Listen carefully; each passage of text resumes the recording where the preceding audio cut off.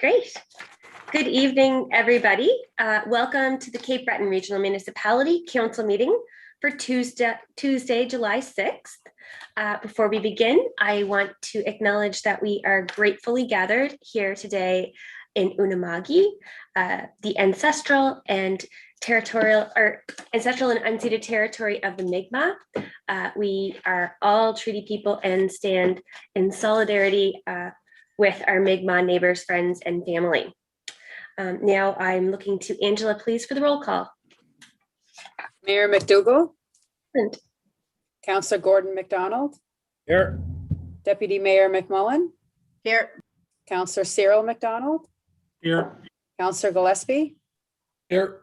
Councillor Eldon McDonald. Councillor Perouche. Here. Councillor Parsons. Here. Councillor Edwards. Here. Councillor Tracy. Here. Councillor Brookschwager. Here. Councillor O'Quinn. Here. Councillor Green. Here. And just to note, Councillor Eldon McDonald just joined the screen here, so he is also present. Before I go into our first item on the agenda, I just want to share some good news with everybody. One of our council members was awarded a very special award, an award of merit, actually, from Hockey Nova Scotia. Just wanted to acknowledge Councillor James Edwards for all of his hard work that he does in our community and congratulate him on behalf of council for so many years of outstanding work. Thank you, Mayor. It's very kind. Yeah, you weren't going to sneak away without it, hey? Now we'll move to the first item on our agenda, which is the approval of minutes. So there are 3 sets of minutes that were previously circulated. Therefore, I will require 3 separate motions. The first motion regarding special council meeting, May 26, 2021. Looking for a mover and seconder, please. So moved. Okay, moved by Councillor Cyril McDonald, second. Second. Great, seconded by Councillor Glenn Perouche. Any discussion on the motion? Question. Question's been called. All those in favor, please signify by saying aye. Aye. Contrary, nay. Motion's carried. Second set of minutes, special council meeting from June 3rd, 2021. Looking for a mover, please. So moved. Second. Okay, moved by Councillor Steve Parsons, seconded by Deputy Mayor Erlene McMullen. Any discussion on that motion? Question. And called. All those in favor, please signify by saying aye. Aye. Contrary, nay. Great, motion is carried. Final set of excuse me, minutes from council meeting of June 15th, 2021. Move it. Moved by Councillor Second. Brookschwager, seconded by Councillor Green. Any discussion on that motion? Question. Question's been called. All those in favor, please signify by saying aye. Aye. Great, thank you kindly.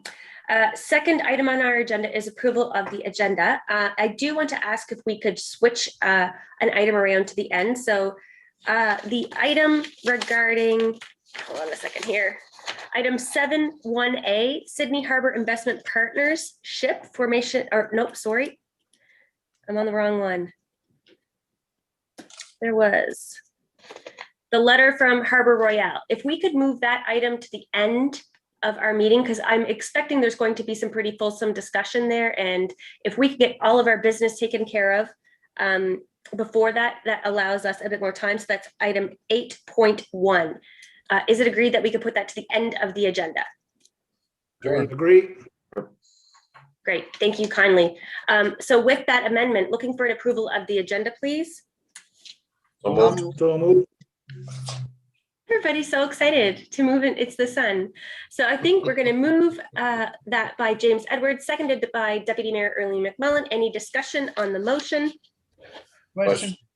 Question's been called. All those in favor, please signify by saying aye. Aye. Contrary, nay. Motion is carried.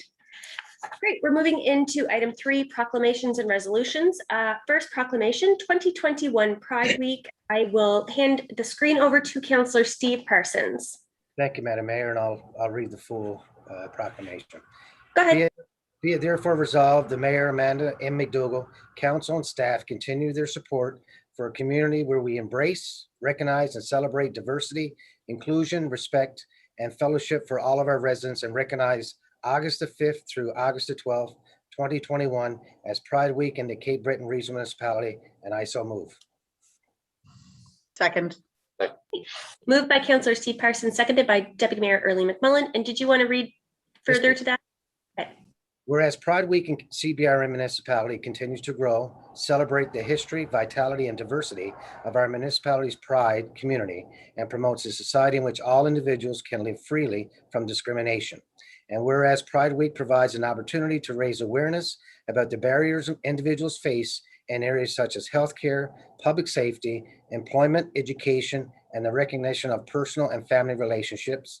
And whereas Pride Week is an important week in CBRM since individuals identifying as LGBTQ2SQA+ continue to face prejudice, discrimination, physical, emotional, and psychological violence. To quote the late City Councilor of San Francisco, Harvey Mile, young people, regardless of sexual orientation or identity, deserve a safe and supportive environment in which to achieve their full potential.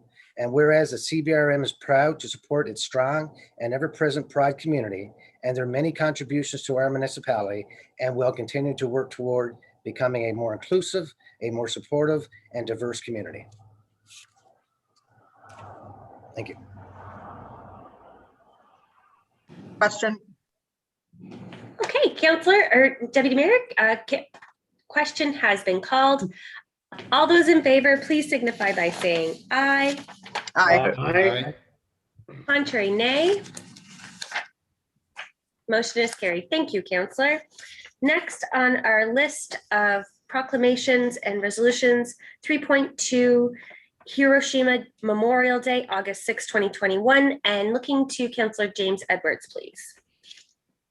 Thank you, Madam Mayor, and I too would like to read the entire proclamation, please.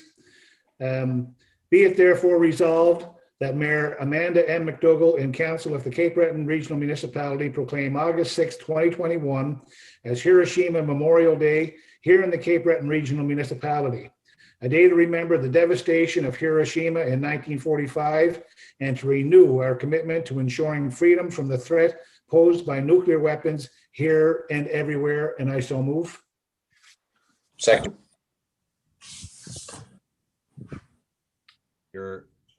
Mayor, you're on mute. Sorry about that. Moved by Councillor James Edwards. I think seconded by Councillor Darren O'Quinn, if I didn't miss that. Great, perfect. Go ahead, Councillor Edwards. Thank you. Whereas August 6, 2021 marks the 76th anniversary of the atomic bombing of Hiroshima, followed 3 days later by the atomic bombing of Nagasaki, and whereas hundreds of thousands of civilians died in these attacks, and tens of thousands more have suffered and are suffering from the wounds, radiation sickness, and multi-generational genetic disorders triggered by the explosions, and whereas today's 14,000 nuclear weapons possessed by 9 states are equal in their destructive power to more than 1 million Hiroshimas. And whereas in 2013, the Cape Breton Regional Municipality joined the Global Mayors for Peace Coalition based in Hiroshima, pledged to work for a nuclear weapon-free world. And whereas in 2017, 122 states adopted the UN Treaty on the Prohibition of Nuclear Weapons, also known as the Ban Treaty. And whereas in April 2021, a Nanos opinion poll showed 75% of Canadians in favor of Canada signing the Ban Treaty. Thank you, Madam Mayor. Two very, very important proclamations read this evening. Thank you kindly. All looking for the question, actually, sorry. Question. Question's been called. All those in favor, please signify by saying aye. Aye. Aye. Contrary, nay. Motion is carried. Thank you again, Councillor. Next, item 3.3, equalization. Looking to Councillor Gordon McDonald. Thank you, Madam Mayor. Whereas at the February 23rd, 2021 meeting of the CBRM Council, representatives from the Nova Scotia for Equalization and Fairness made a presentation concerning the distribution of the federal equalization payments by the government of Nova Scotia. And whereas the NSEF stated that before consideration of removing the cap on assessment, the public has to know all efforts were taken by the CBRM Council to demand both levels of government be accountable and transparent regarding these equalization transfers, which would also help to establish government compliance with the Constitution Act 1982. And whereas the NSCF has asked CBRM Council to officially seek the answers for both the Nova Scotia provincial government and the federal government to several questions which were presented at the February 23rd, 2021 council meeting. And be it therefore resolved that CBRM Mayor Amanda M. McDougall and Council, on behalf of their overburdened taxpayers, call upon both the provincial and federal governments to provide answers to the questions put forth by the NSCF at the February 23rd, 2021 council meeting regarding the administration of the equalization program, which are outlined in Appendix A, which is attached to this resolution. And I so move. Second. Councillor Gordon McDonald, seconded by Councillor Lauren Green. Can I speak to that too, Mayor? Go ahead, Councillor.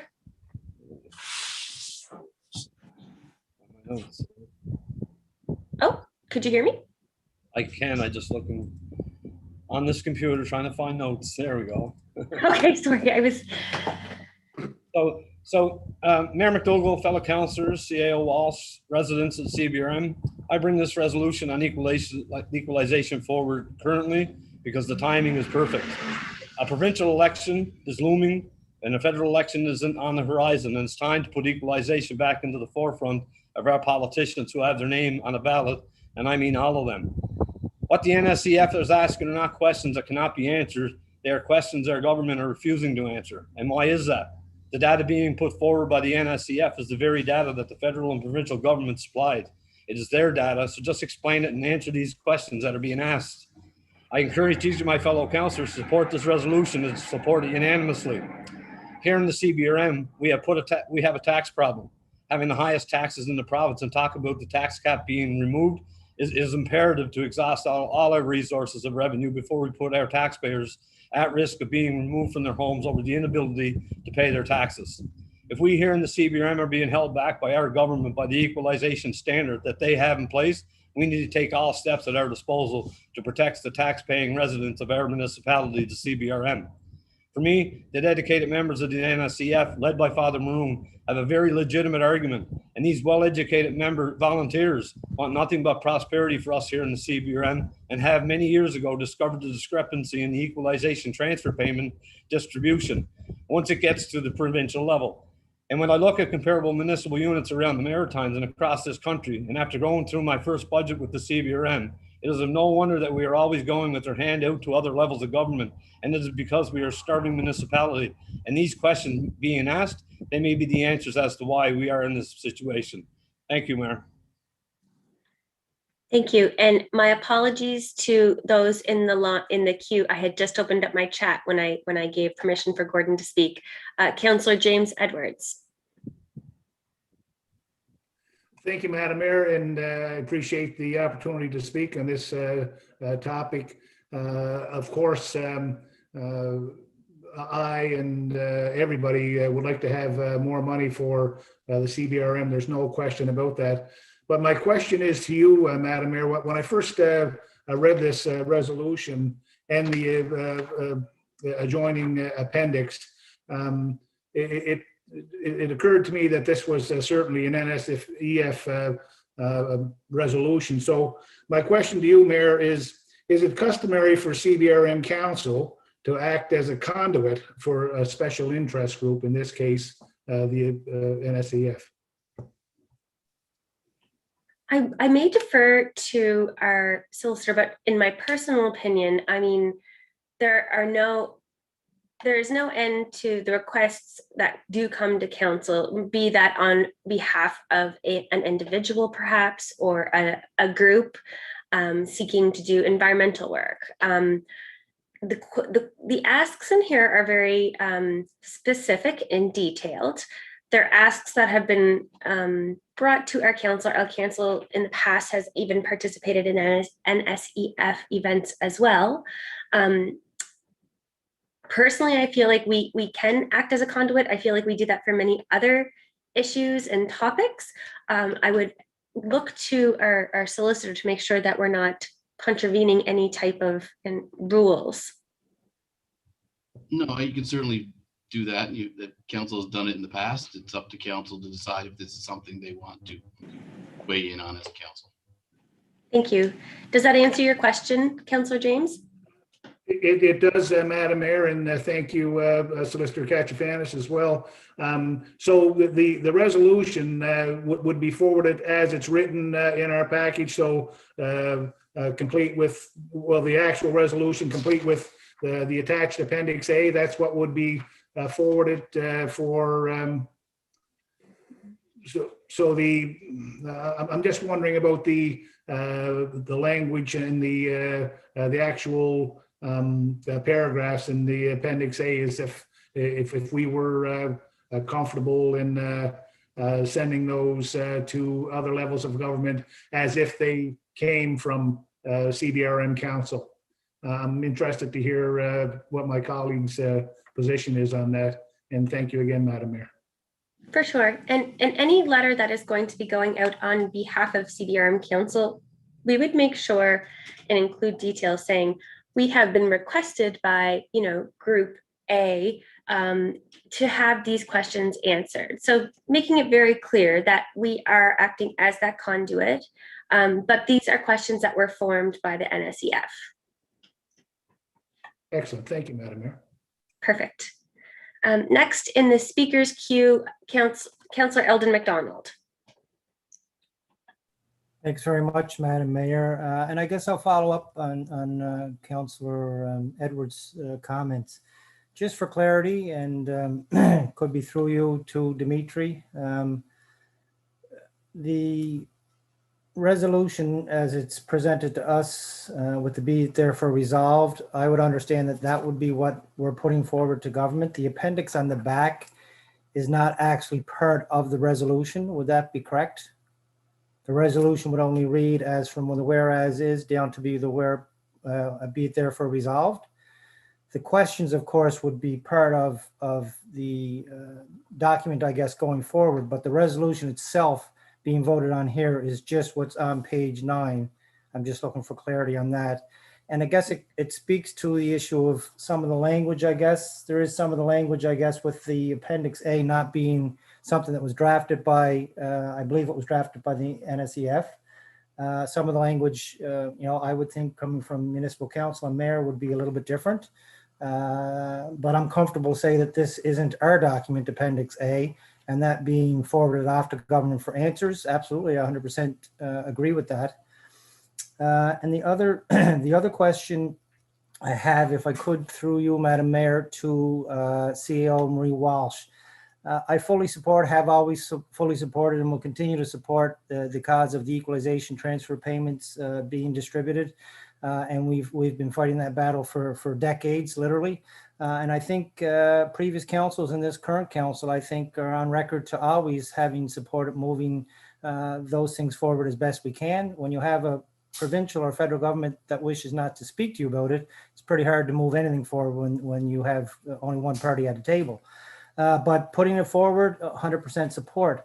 My issue is the cap being mentioned in it. The cap and equalization to me is two different things. I would feel much more comfortable if the cap wasn't in here, but through you to CEO Marie Walsh, the public have to understand that the cap removal is a benefit to our municipality. And it's also a benefit to low-income homeowners, seniors. People fear seniors are going to be moved out of their homes. CEO Walsh can speak to this, but I believe seniors are actually subsidizing some of the higher waged incomes and higher homeowners. So that's an issue for me. I wouldn't vote against the proclamation, but to say we're not supposed to do anything and not remove the cap until the equalization file is kind of looked after, I suspect we're going to get similar answers as we have had over the last number of years. So the cap still needs to be an issue. It's an important one to the Nova Scotia Federation Municipalities, one of our top issues across the whole province. And I would be advocating that we also support that. So I just want to be clear on where I stand. If I vote for this, it's not in the vein of waiting to remove a cap until we get a equalization.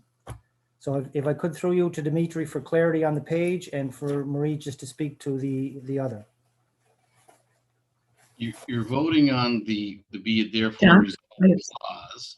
But that does reference Appendix A in that clause. I don't know if it makes sense without that, but that's the Appendix A is referenced in the clause that you're voting on. So in essence, you are including the appendix. The Appendix A would be seen as part of the resolution? Well, it's mentioned in the resolution. I know it is mentioned. The wording's not there, though. Well, it says outlined in Appendix A attached to this resolution, right? So the be it therefore resolved clause, which you're voting on, does include an appendix. So it is part of what you're voting on. You're voting on the wording in that appendix. Thank you. If I get clarity from Marie now, if I could, please. You have 1 minute left, yeah. Sure. I agree 100% with Councillor McDonald. The two issues should not be tied together. I think it's important that we do address the equalization or the municipal grant at some point, and we have had discussions with the province on that in the last couple of weeks. But I don't believe that the two issues, again, should be tied together. The cap needs to be addressed separately. And we also had that discussion with the province, and I believe should be addressed sooner than later, but do not tie I would not agree with tying the two issues together. Thank you, Madam CAO. Councillor, your time is concluded. Did you want me to put you back on the list or? No, I'm good. Thanks, Mayor. Okay, great. Thank you. Next, we have Councillor Gordon McDonald on your second opportunity. Thanks, Madam Mayor. And regarding the cap, I kind of disagree. It's not, the cap's not mentioned as a comparable. It's just mentioned as something that we should be considering before the tax cap is a very big issue here in the CBRM. And I don't believe, any of us can say that it's not.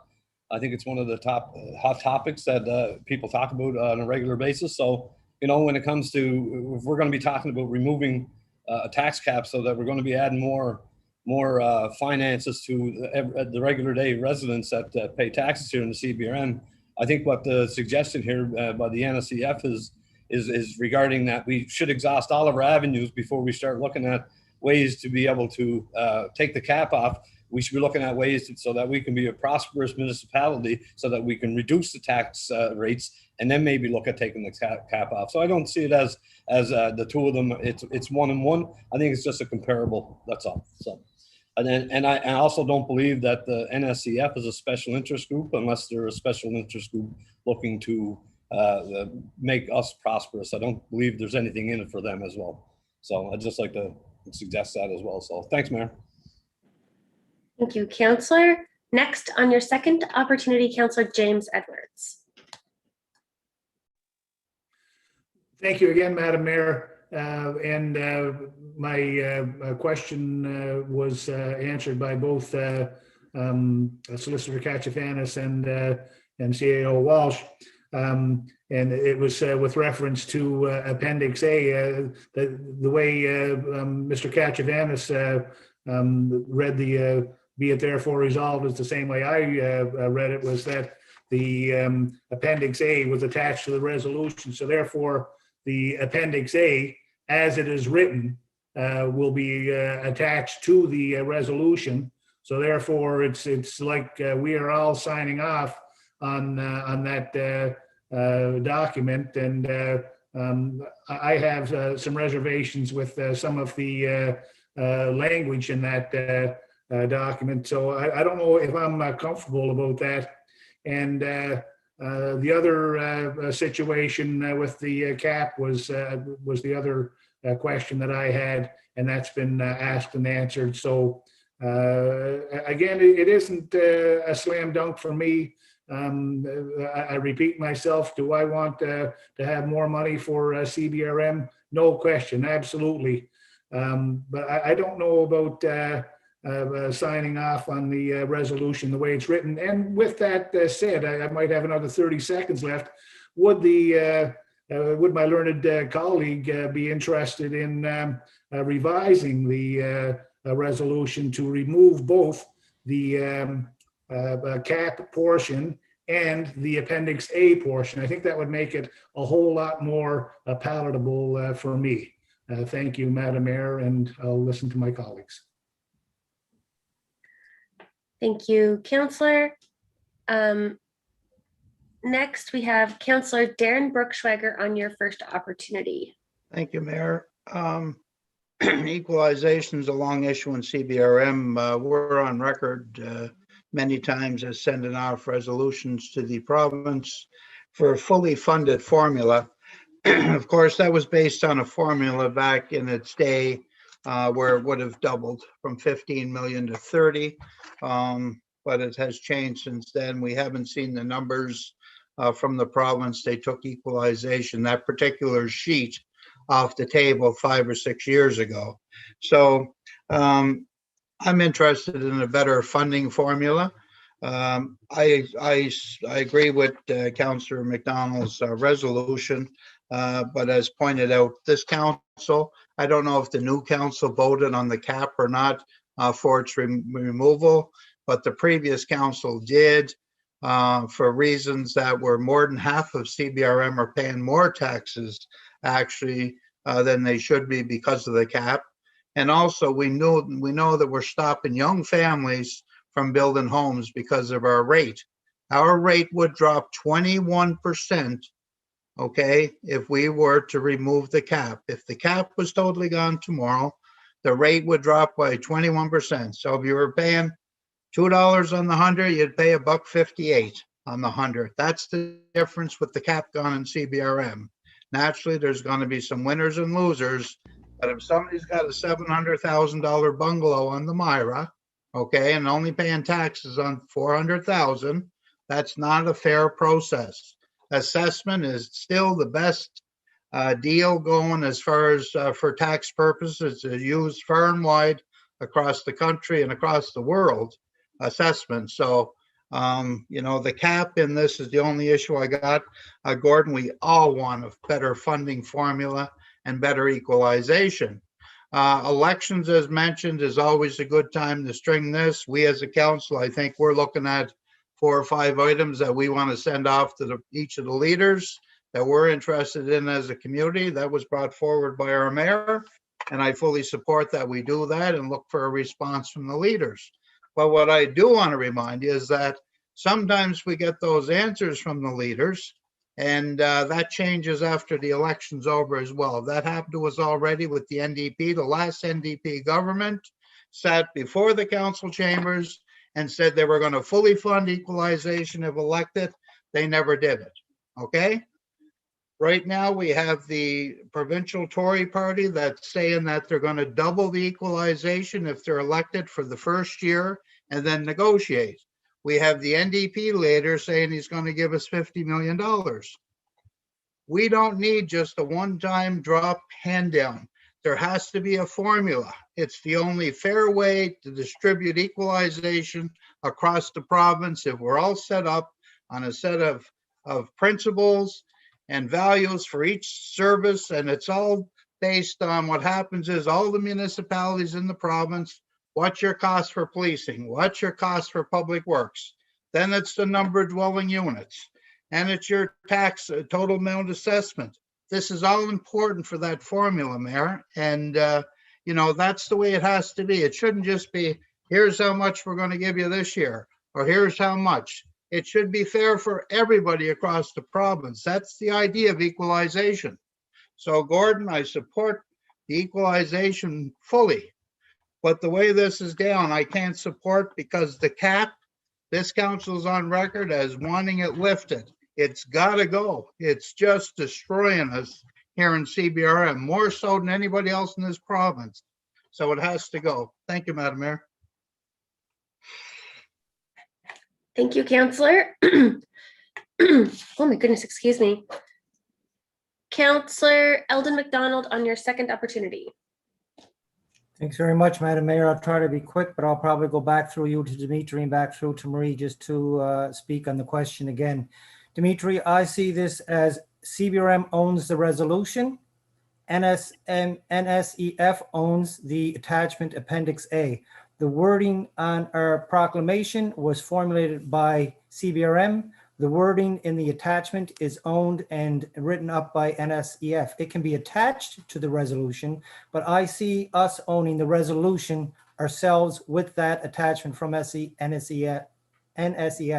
I don't see us owning all of that as one big proclamation, and I'd like for you to speak to that. And Marie, I would like to speak to the issue of going back to Councillor Gordon McDonald's, because I agree with Councillor Brookswag 100%. This cap removal is revenue neutral, and it's not about people paying more taxes unless you can afford to pay more taxes. There's people that can afford to and should be and aren't, and there's people that are paying more taxes that can't afford, and they're being overtaxed and burdened, and their taxes would go down, as Councillor Brookswager said. Once the 21% would come off, their taxes would actually go down. This cap removal is revenue neutral. So if they could speak to that, Madam Mayor, I would appreciate it. Thank you.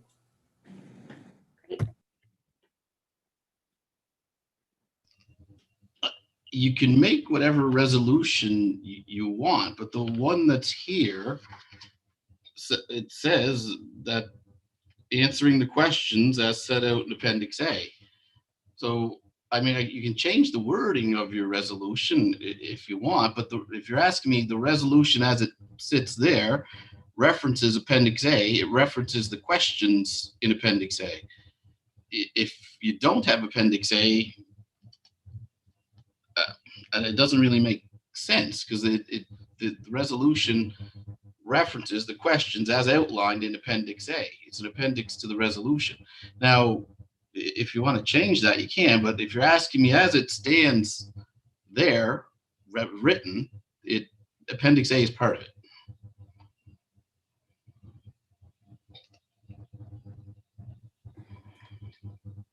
Is that clear, Councillor?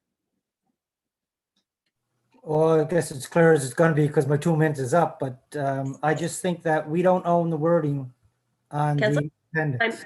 Your time has concluded. Yeah. Okay. Next, we have our Deputy Mayor Early McMullen. Thank you, Madam Mayor. I'll be supporting the resolution. The therefore resolved is simply asking that we call upon the provincial and federal governments to answer the questions that were already brought forward at a previous meeting held here in our chambers. The attachment is the actual questions coming from the group that they're asking us to put forward. I have no issue with that. The resolution, as mentioned before, is ours. The appendix belongs to NSEF. As far as the cap goes, just because it's in the whereas statement, like the statement is the NSEF stated that before consideration of removing the cap on assessment, the public has to know all efforts. Well, that's just referencing a statement NSEF made. There's nothing in our resolution that says we're not allowed to remove the cap until the answers come back. We know that we've been pushing the province and the feds to relook at our formulas and equalization as a whole. We know we've been pushing for that. And now we're getting asked as a council to push this forward, these specific questions, in another last deemed attempt to get these answers. So I don't really see where us pushing this resolution as it sits is really tying in the cap. And perhaps, Dimitri, I can check just to make sure I am on the right page, but just because it's mentioned that this NSEF stated removing the cap on assessment before we do that to public, that's not part of our resolution. We're not making that commitment. Would that be correct? Your resolution is as it is set out in the be it therefore resolved. You're asking whatever it says exactly in that paragraph. Exactly, where the cap is not mentioned. So I have no issue at all supporting this fully. Thank you.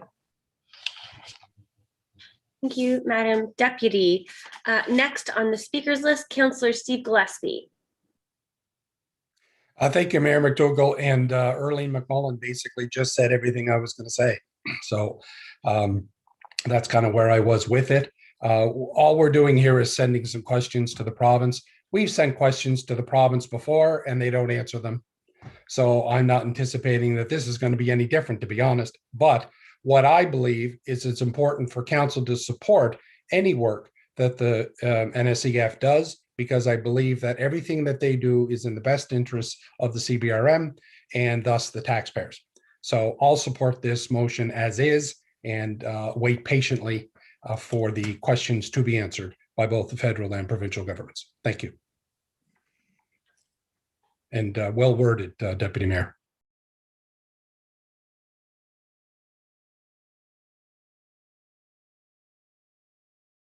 You're on mute, Madam Mayor.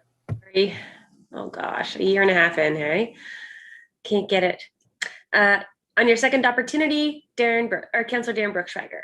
Thank you, Mayor. I guess the only problem I got is if we're talking at both sides of our mouth, if we're calling on the province to get rid of the cap, and then we're talking about the cap in any resolution. I can certainly understand what Councillor McMullen is pointing out there, although it is part of the resolution. And on the bottom, as pointed out, Appendix A attached to the resolution. I didn't go through that in detail, but as you notice, it says equalization, which is outlined Appendix A attached to this resolution. That's part of the therefore resolved. So if you're supporting that, you're supporting everything that's in the appendix. So, you know, you heard from Councillor James on that and others, and I don't know if we want to fully, I think I'm definitely there in equalization. Everybody knows that. I've been fighting that fight for 20 some years here, for Christ's sake. So I'm there, but I'm a little concerned about some of this. I don't like talking at both sides of my mouth on that cap. The cap has got to go. It's holding us back big time in this municipality. And that's the problem I got with supporting the resolution as it sits. Thank you. So forgive me, our typical rules of council are 2 opportunities, 5 minutes and 2 minutes. I know Councillor Gordon MacDonald had requested to speak again. There are no other people on the speakers list. So if it's agreeable with council, can Councillor Gordon MacDonald speak again for 2 minutes? Okay, go ahead, Councillor. Thanks, Madam Mayor, and thanks, fellow councillors. I don't think I think there's a lot more being read into this resolution. Basically, the resolution is asking that the questions in Appendix A be put forward by CBRM Mayor and Council to seek the answers to those questions.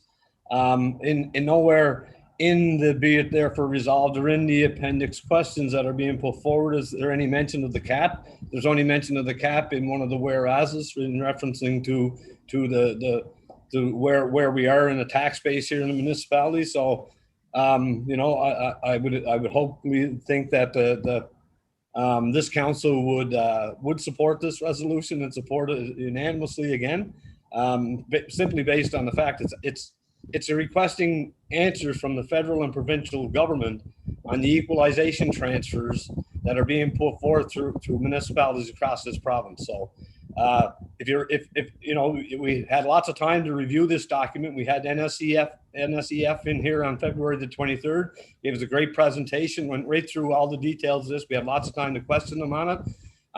At that point in time, maybe we should have put a resolution forward at that point in time, a motion put forward at that point in time, I guess, but that didn't happen. So we got the same wording that was presented here in February, and certainly at the February meeting, all council was very open and supportive of that presentation by the NSCF. So I just think there's more being read into what's being put forth there, and this is basically just another request from this municipality to seek answers on equalization, the way that the equalization is distributed under the Constitution Act. Thanks, Mayor, and thanks, Council, for the extra question. Thank you, Councillor. Councillor Steve Parsons, on your first opportunity. Thank you, Madam Mayor. I too will be supporting the motion on equalization.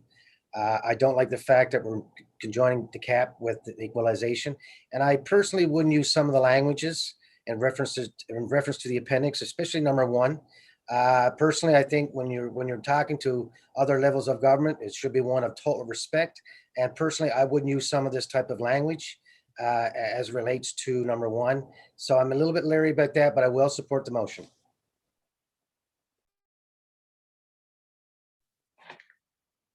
Thank you, Councillor. Any further questions or any further discussion on the motion? Question has been called. All those in favor of the motion, please signify by saying aye. Aye. Aye. Contrary, nay. Nay. Okay, I think there is only one nay. Is it okay if I just list the one person as nay? I didn't miss anybody. I know sometimes Zoom glitches out. Motion is carried with one dissenting vote. Thank you all. for a great discussion. Gives us good insight to how our evening is going to go. Item number 4 on our agenda is in the presentation category. 4.1 Northside Business Park proposed policy, procedures, and pricing review. We have with us this evening Tyler Mathias, Director of Economic Development, as part of our CBRM Regional Enterprise Network here this evening to guide us through this conversation. Welcome, Tyler. Thank you, Madam Mayor. I'm just going to share my screen here, folks. And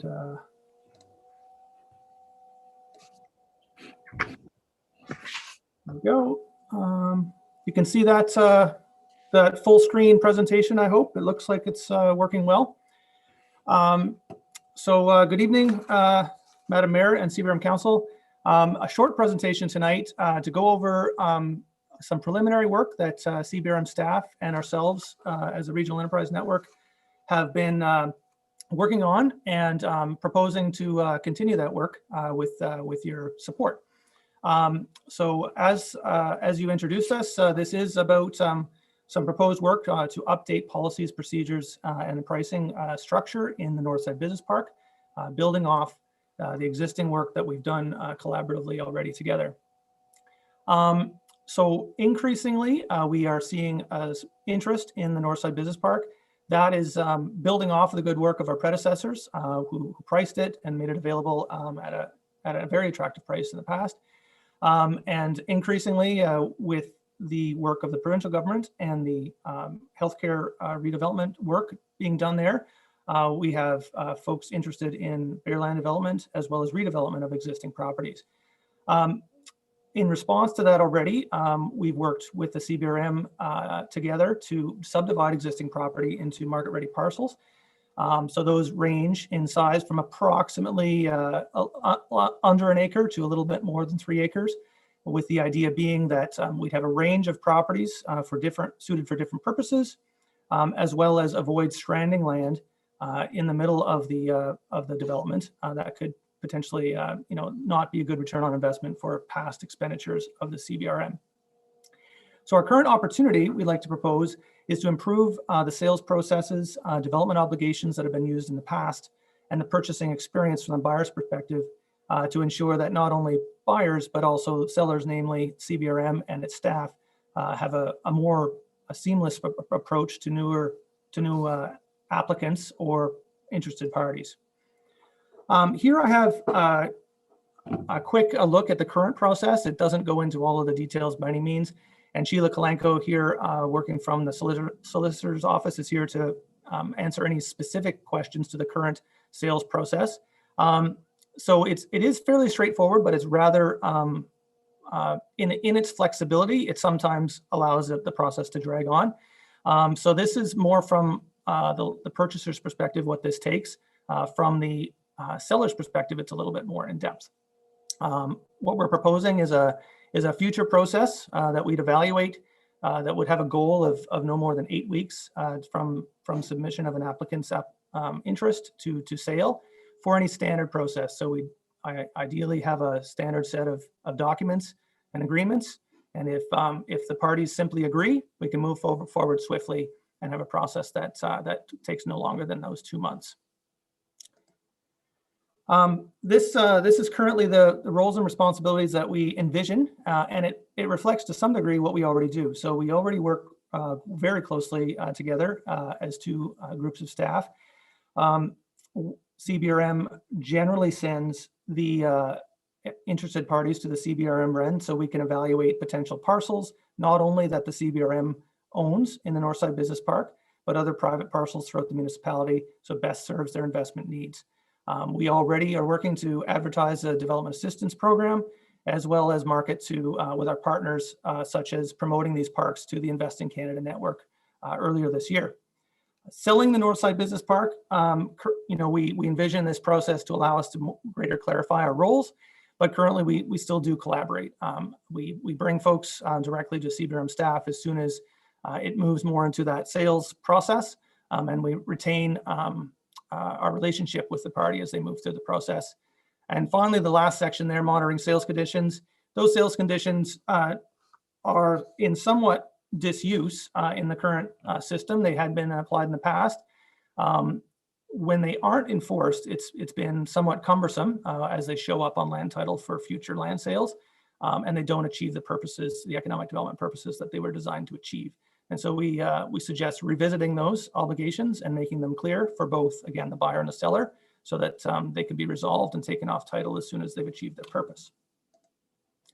Some of the sales conditions we expect to be considered as we review these things: the potential introduction of a down payment, measuring the effectiveness or the investment based on the minimum value of construction, putting in expected commencement and completion of the construction dates, evaluating the usefulness of a buyback and right of first refusal agreement that could be in place if what had been agreed to was not in fact completed, and potentially a fee structure that would avoid the CBRM being obligated to purchase a property that's partially developed, which they may not wish to do.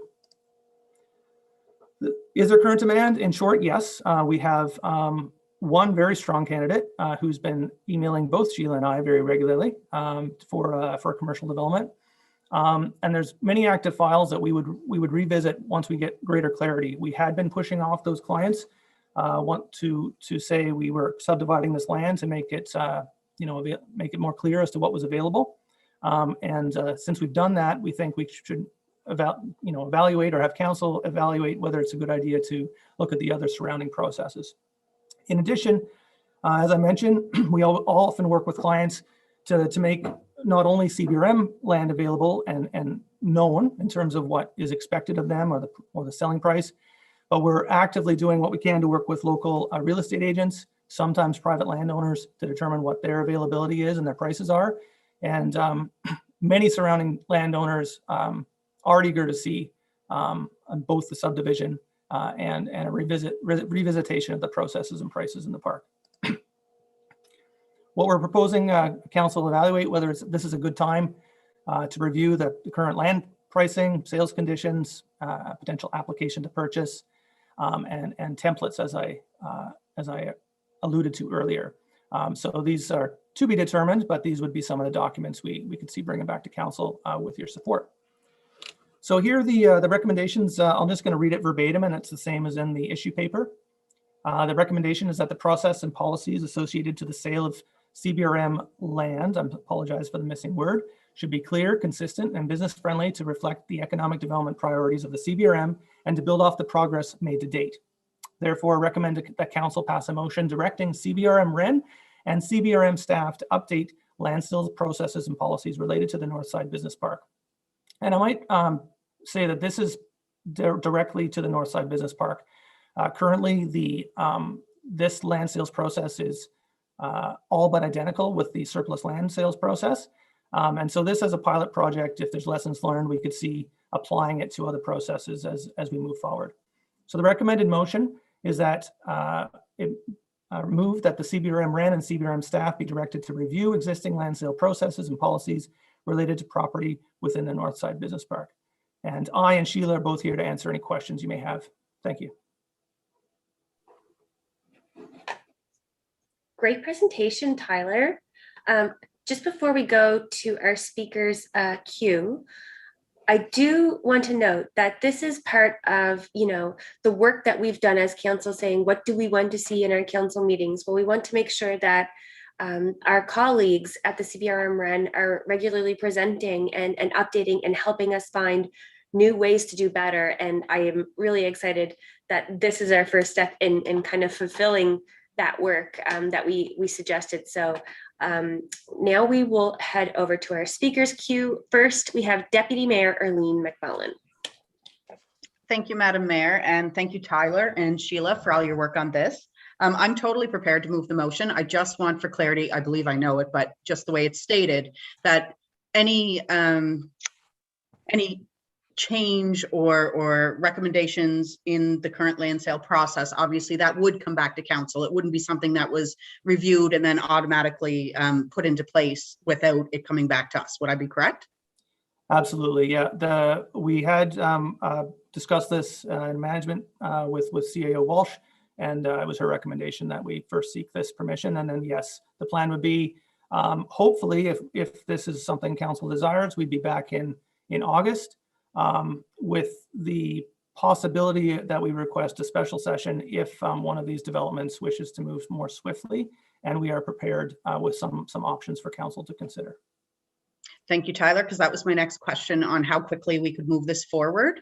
I myself, anything that is going to make this process easier for any of my colleagues that haven't had the opportunity to drive through the North Side Business Park recently, the amount of movement and construction and clearing, it's very, very refreshing.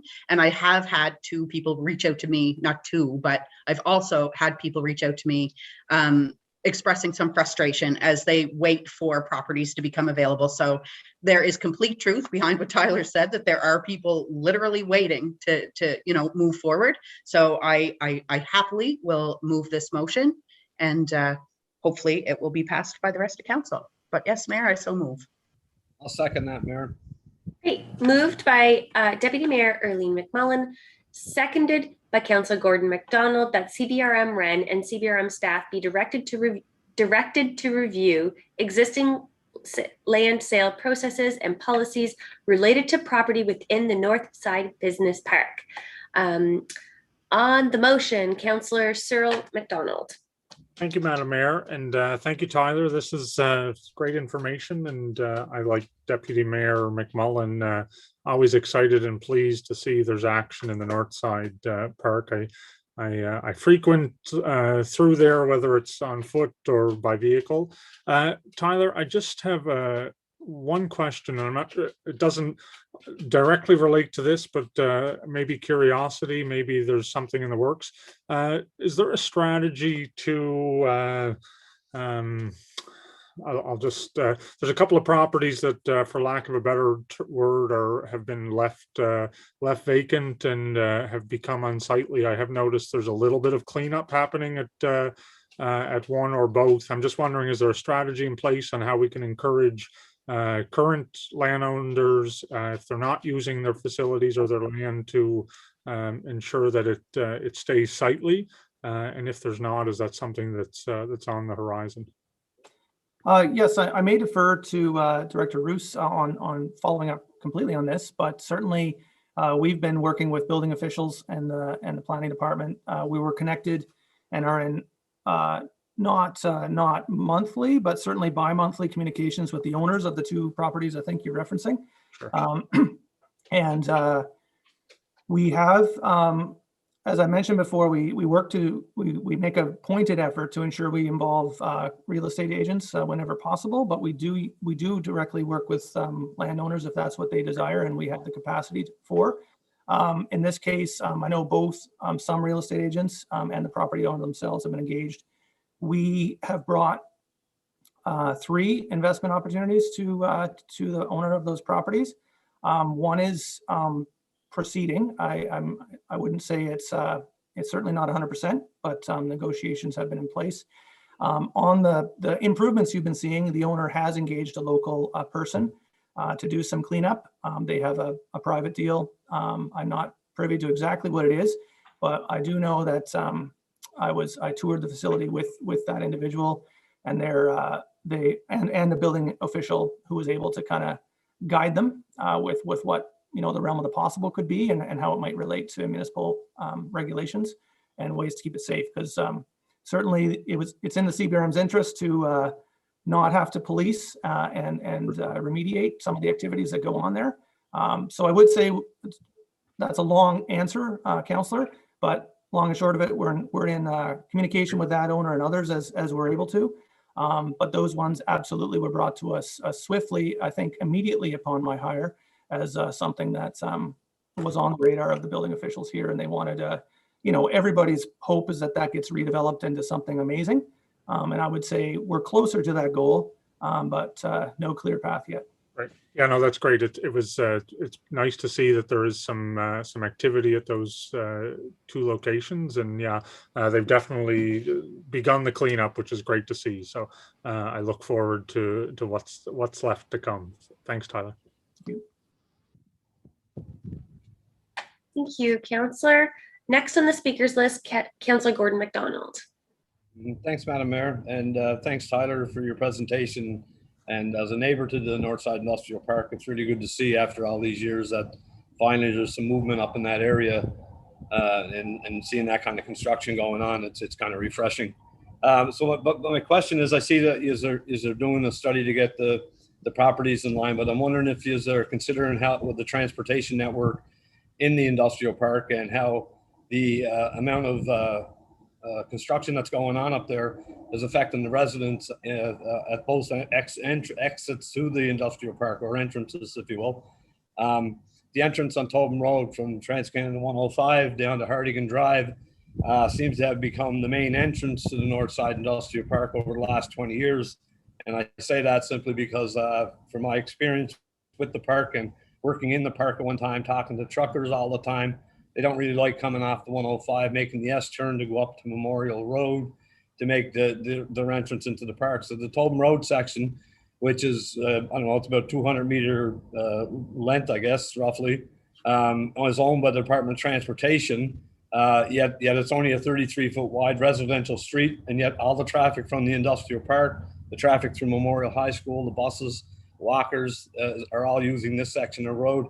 I'm just wondering if there's been any discussion within the CBRM to maybe have talks with the Department of Transportation Infrastructure Renewal to maybe do a street exchange for this piece of section of road that is so important to the business side of what's happening in the Northside Industrial Park. And, and that way, the Northside Industrial Park would be truly owned and operated in full capacity by the CBRM, and now to have a 200 section piece, which is a very important piece of infrastructure leading into this park and out of this park, because that's where the majority of the traffic comes from. I can sit here daily and watch anywhere from 40 to 50 tandem trucks on a regular day traveling from here to the park. And since the construction down in that park, it's going on even more. So I can imagine what will happen once all those lots are sold and all those businesses start to take up space and time in that area. So I'm really hoping there'll be some discussion around how the residents, at least on this side, because I know up on the Memorial Road side, it's an industrial grade road. It's meant to bring in the heavy equipment traffic. It's beyond the 44-foot width, I believe, or it's at the 44-foot. And it's not like this side of the park where I'm at. And I think it's very important that if we're going to truly develop that park, we need to pick up this piece of the street and develop this so that it can handle the amount of traffic that's going to be coming and going through that area. So I'm just wondering if you had any discussion around that stuff. Through you, Mayor, to Councillor McDonald, I would say not specifically, but there are two instances where that has been brought up. So the first, there has been an inquiry that's led to the preparation of an environmental assessment. And I know during that assessment, the traffic patterns and the suitability of using, and I'm sorry I don't have the map in front of me right now. Oh, actually, just one second. There it is. And so you're speaking of the road that goes from Memorial Drive up to the high school, Councillor? I'm talking about the piece of road from the 105 that turns off on Tobin Road down to Hardigan Street. Yes, okay. So not that one in particular, but it had been the one going up into City Mines from the park itself. That said, I would say it's a valid point, and it's one we should consider. And I think in particularly, it's good timing for the CBRM Forward initiative that we're also involved in collaboration with CBRM staff. So as we work with the consultants for both an upgrade to the municipal planning strategy, land use bylaw, and other such enabling regulations, and an economic development strategy, this is something I might encourage you to, but perhaps ourselves as well, add to the interactive map and the idea board, because I think it's something that should be considered. I hadn't thought of it until now, but it makes sense to revisit. Certainly the ability of traffic has been brought up on multiple occasions with different investors. And generally we've shown the entrances and exits, but perhaps we should pay more close attention to the actual size and like you said, jurisdiction of those streets. This would be the only section of that park that would not be belonging to the CBRM. Okay. and it is the main entrance. No, agreed. Yeah, thank you for bringing it up. I think we can certainly bring it up in there, and I think those are the two strategies that will, bring us to closer to that resolution. And you're right, not only the traffic to the industrial park as it grows, but traffic to the health complex as well. Thanks. Great. So we can leave that suggestion with you, Tyler, if that's okay, to include in future discussions. Wonderful. And Councillor, feel free at any point if there are inquiries that are in the nature of and responsibility and scope of work of the Department of Transportation and Infrastructure Renewal, we can always put letters together or write letters together, either from a council perspective or from you or from the mayor's office, requesting information on where different maintenance for various roads stand. So we can all work from different angles on those types of inquiries for sure. Okay, great. Question's been called. All those in favor of the motion, please signify by saying aye. Aye. Aye. Contrary, nay. Great. Motion is carried. Lots of gratitude. Thank you so much, Tyler, for coming in and sharing this with us. I just wanted to say, like, when there are things out there like 8-week timelines, it's great. My eyes get big and my interest peaks. This is really forward-thinking work, and I'm very, very happy that the team on our run is just so innovative and bringing simple but really meaningful options to our council. Okay, you're free to go, Tyler. Thank you, Mary. Next on our agenda, we have item 5.1, final approval, public hearing. So this is 5.1A, case 1083, request for a 3-unit apartment at 52 King Street, North Sydney. I look to Kristen Kunitskoff, our planner, please, to introduce this final approval. Thank you, Mary McDougall. I'm just going to share my screen. I do have a short presentation for you this evening. So you'll find this staff report begins on page 23 of your agenda package. The planning department received a request from Lisa Penny, who's looking for permission to convert the existing 2-unit dwelling at 52 King Street, North Sydney, into a 3-unit apartment. The property is currently zoned residential urban C, which predominantly permits, single detached dwellings and 2-unit dwellings, and does not currently permit a 3-unit apartment. And therefore, Mrs. Penny has requested that council consider amending the zoning on the property. The municipal planning strategy contains several policies that advocate for higher density residential development, and Part 4, Policy 1 allows council to consider such a request, again by zone amendment. More specifically, Policy 1.D.9 lays out 6 criteria which are to be used to evaluate a given proposal. I'm just going to quickly go over these 6 criteria.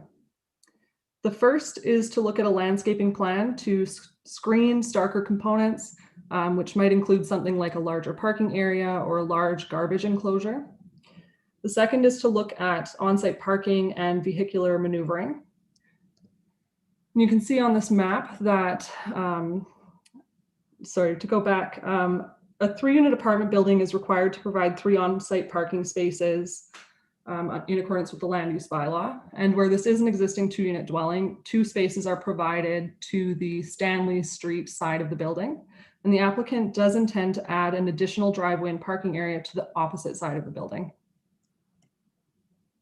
The third criteria is to look at traffic emanating to and from the site. In this case, the request is for 1 additional unit, which wouldn't be expected to generate significant traffic onto King Street. This criteria is really more applicable to larger scale apartment buildings. The remaining criteria are to look at adverse effects of significant buildings, aesthetic aspects of the streetscape, and adverse effects due to bulk and height of the building. And in this case, again, it's a conversion of an existing dwelling, and there are no additions proposed, so the exterior would remain unchanged. And so overall, based on my review, the proposed amendment does meet the criteria of the planning strategy. Before council can consider a zone amendment, a public hearing must be held. And given the format of this evening's hearing, of course, public hearing submissions were completed through writing. The public hearing was advertised in accordance with the Municipal Government Act in the Cape Breton Post. And in addition, notices were mailed to property owners in the vicinity of the site and posted to the CBRM Facebook page. I received 2 submissions, one in favor, which was received from the applicant and is provided in attachment F, and one opposed, which was circulated to council via a memo dated July 2nd. In addition to that, I did receive 2 phone calls, but following discussions with these 2 individuals, the only remaining concern was whether the size of the living space in the new unit would be adequate and the number of occupants. Now, the land use bylaw cannot dictate the number of individuals in a family or a housekeeping unit. That being said, if the amendment is approved, upon the application for a building and development permit, all of the units would be required to comply with building code. So again, in summary, as discussed, the proposed amendment is in keeping with Part 4 Policy 1.D.9 of the planning strategy. And for that reason, I recommend that council amend the zoning for the subject property from residential urban C to residential urban 3 unit. And there's a draft amending bylaw provided on page 31 of your agenda package. Madam Mayor, I'd like to move the staff recommendation. Second. Great. Staff recommendation moved by Deputy Mayor Arlene McMullen. Forgive me, I can't see all your faces. I believe that was Councillor Gordon MacDonald. Yes, Mayor. Okay, I'm starting to get the voices down. Moved by Deputy Mayor Arlene McMullen, seconded by Councillor Gordon MacDonald to accept the staff recommendation as presented. Any discussion on the motion? Question. Question's been called. All those in favor, please signify by saying aye. Aye. Aye. Aye. Contrary, nay. Motion is carried.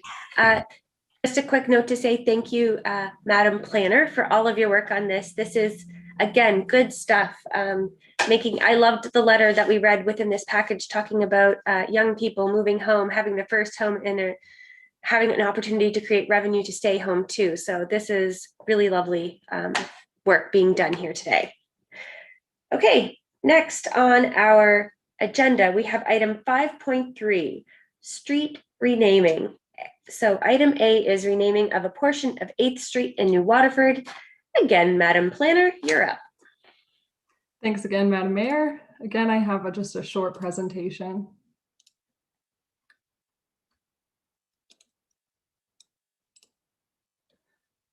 Okay, so council may recall that in order to accommodate the New Waterford Hub project, on June 15th of 2021, council approved a street closure for a portion of 8th Street. And this street closure would result in 2 segments being named, both being named 8th Street, that would not connect to one another. Now, these discontinuous roads can result in delay by emergency responders. And for that reason, staff have initiated a renaming for the segment outlined in red on the map. None of the affected residents submitted a name suggestion when they were invited to do so. And so the name Charlesworth Street was selected by the Civic Addressing Coordinator from a list which was provided by the Beaton Institute. Private George Charlesworth was a Cape Breton Highlanders veteran from the New Waterford area, and he served during World War I. Street renaming is subject to approval by the General Committee of Council. And if approved, staff will coordinate with the province on their expected timeline for the physical street closing to ensure that any affected residents have adequate time to carry out their change of address. With that, my recommendation is that council rename the portion of 8th Street, which is outlined in red on attachment A, to Charlesworth Street. If there are any questions, I'm available to answer. I'd like to move that, Madam Mayor, please. Thank you, Second. Councillor O'Quinn. Moved by Councillor O'Quinn, seconded by Councillor Parsons. Any discussion on that motion? Seeing none, looking for the question, please. Question. Has been called. All those in favor, please signify by saying aye. Aye. Aye. Aye. Contrary, nay. Motion is carried. Thank you so kindly. Thank you. Next item on our agenda, we move into item 6.1A, second final reading of our readings and public hearings. Parking meter bylaw T5, proposed amendments, parking area request. I will look to our director, Michael Roos of Planning and Development. Thank you, Madam Mayor. I'm just going to share the report.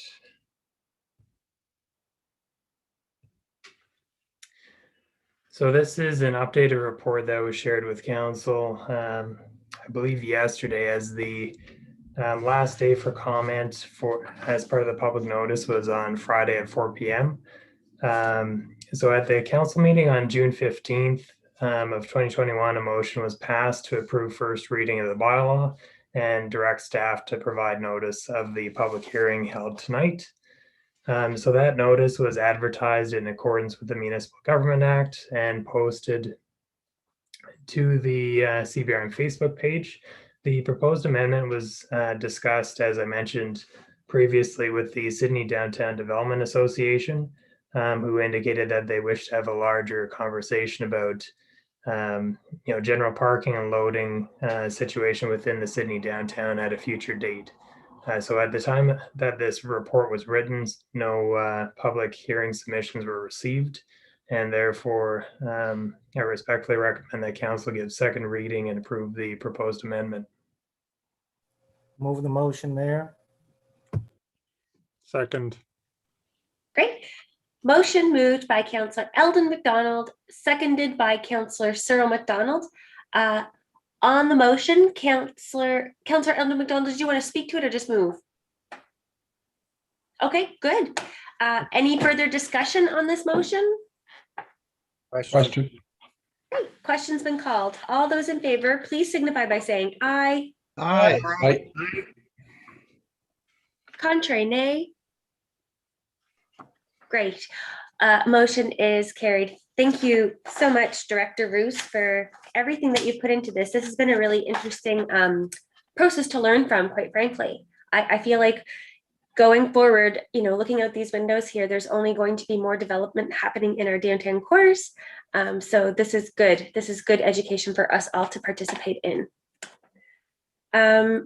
Next on our agenda, we are in item 7, business arising. 7.1, council meeting June 15, 2021. So item A is Sydney Harbour Investment Partners, SHIP, formation of a steering committee. So I'm going to look to our CAO, Marie Walsh, to introduce this. Marie is in a place where the internet is not superb, so her camera doesn't always jive with the sound. Just wanted to give everybody a little heads up there. Thank you, Madam Mayor. So as you may remember, on June 15th, there was a meeting of the council and there was a motion at that time. It was passed approving the 3-year extension of the current option and development agreement with Sydney Harbour Investment Partners, as well as the formation of the CBRM steering committee to assist in the advocacy and work required to move the project forward. So there's a copy of the motion attached. So the next step would be for council to decide how they want that committee made up. So there's several options. You could have it a committee of the entire council. It could be council and staff. It could be some council and no staff. It could be staff and the REN along with council. So it really is up to council. So really staff are looking for some direction on how to move forward, and then we can do the work and the logistics around that.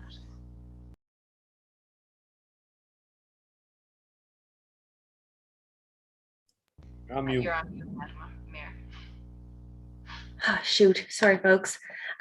Just wanted to offer a little insight to the public and to council as well, who are aware. But in the interim, without having this steering committee enacted, what has been happening is our CAO, our deputy CAO, myself and the deputy mayor have been having regular updates and kind of communication touch bases with SHIP and the staff involved in that. So that has been happening in the interim, but really would like your direction on how council would like to see this moving forward. Councillor Steve Parsons, go ahead on your first opportunity.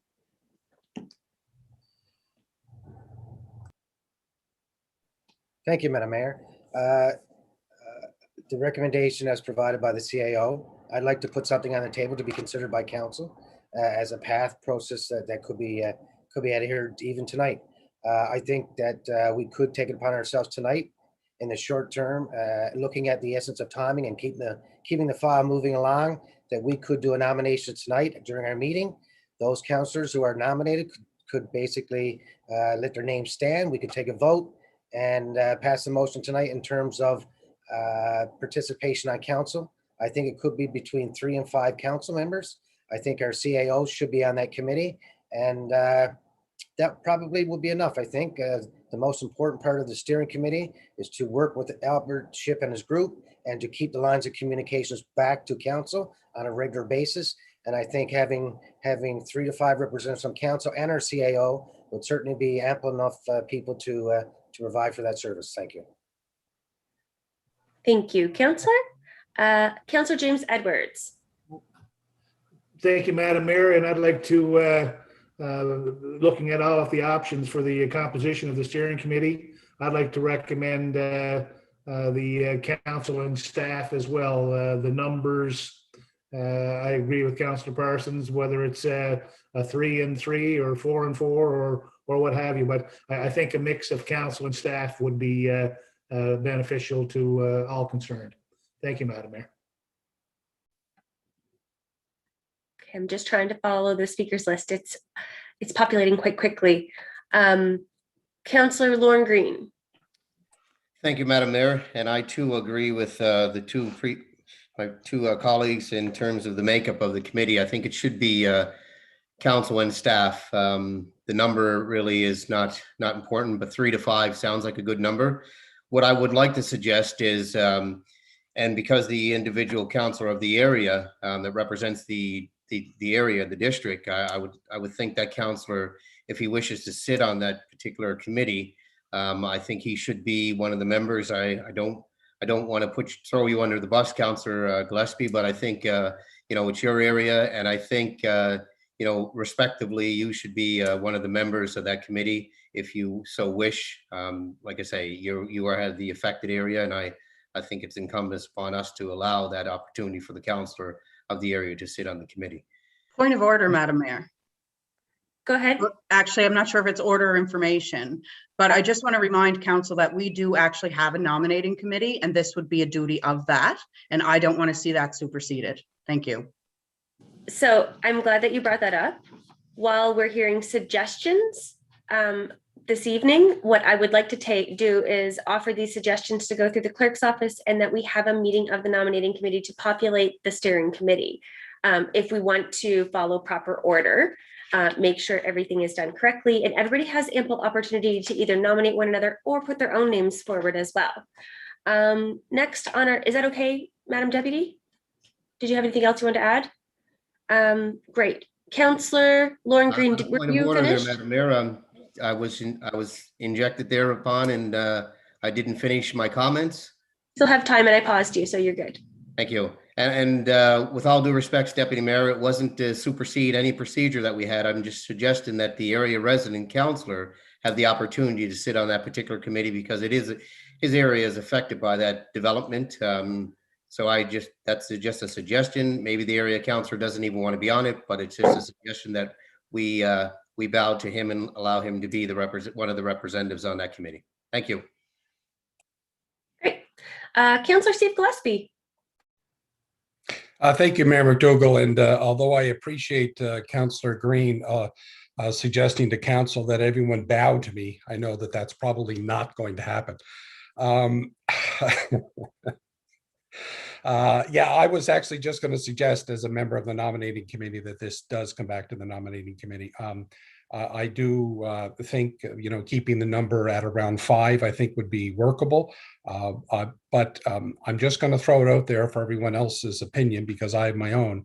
A representative from our REN, I think, would be an advantage, not only because we're paying them to be involved, they have this type of international experience.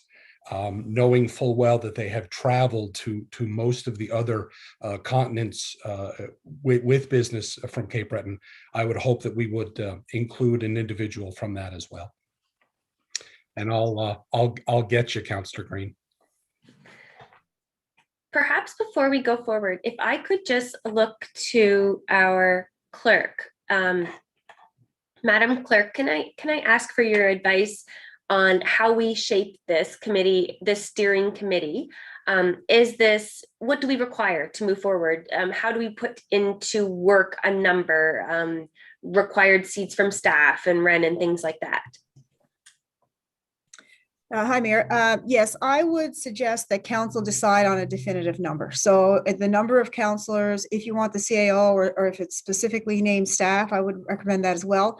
Council is well within its rights to carry out a nomination process at this meeting because at the end of the day, council has to approve the nominations.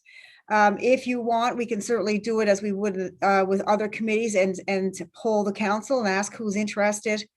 We could take that list to the nominating committee, and the nominating committee could put names forward as recommendations to council. So it's whatever the council wishes. We can do it either way, and go from there. So, but if you want to expedite it, you could certainly do it this evening. Okay, that's good clarity. Next on our speakers list, Deputy Mayor Early McMullen. Thank you, Madam Mayor. I just want to put forward that I too agree that the makeup of, I'm not sure what number, 3 to 5, it really makes it, whatever the majority sees fit, but council staff.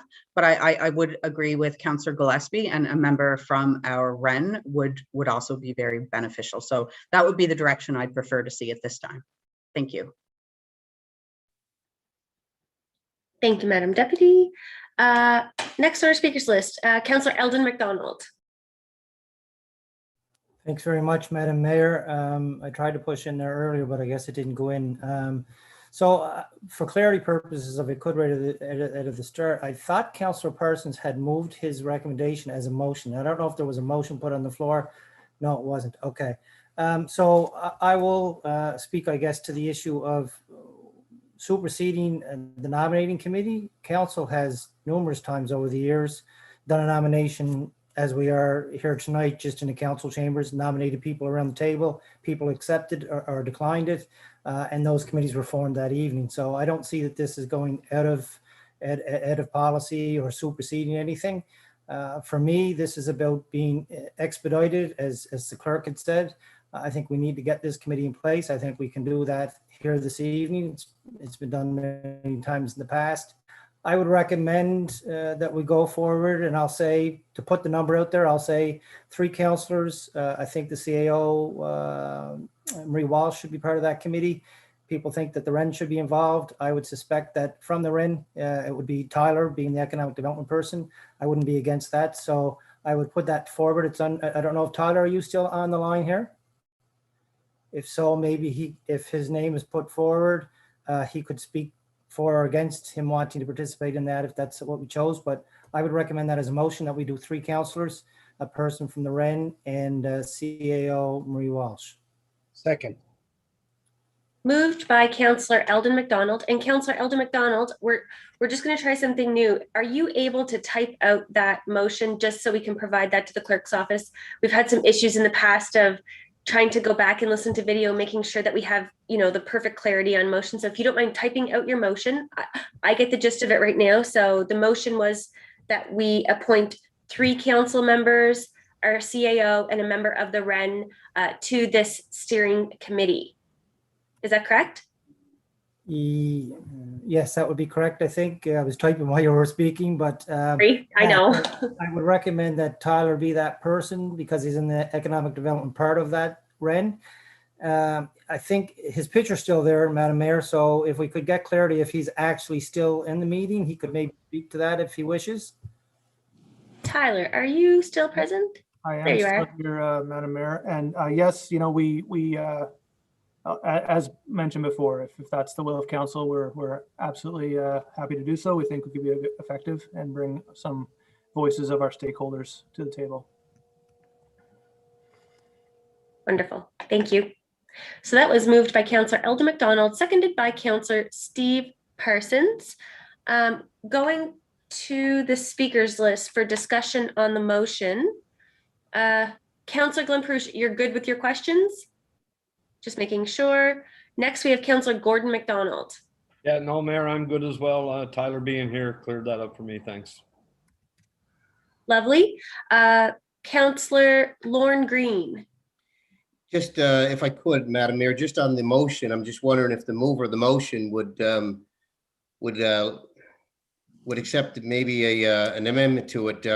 I know you said 3 councillors. I'm just thinking in terms of the size. 3 councillors, if you have 2 councillors that can't make a meeting, you don't have a quorum. You have 3 councillors that can't make a meeting. You know, you could lose a quorum at a meeting. I'm just thinking that if you went with 5 councillors and the CAO and the REN, that's all. Are you offering an amendment to the motion, Councillor Green?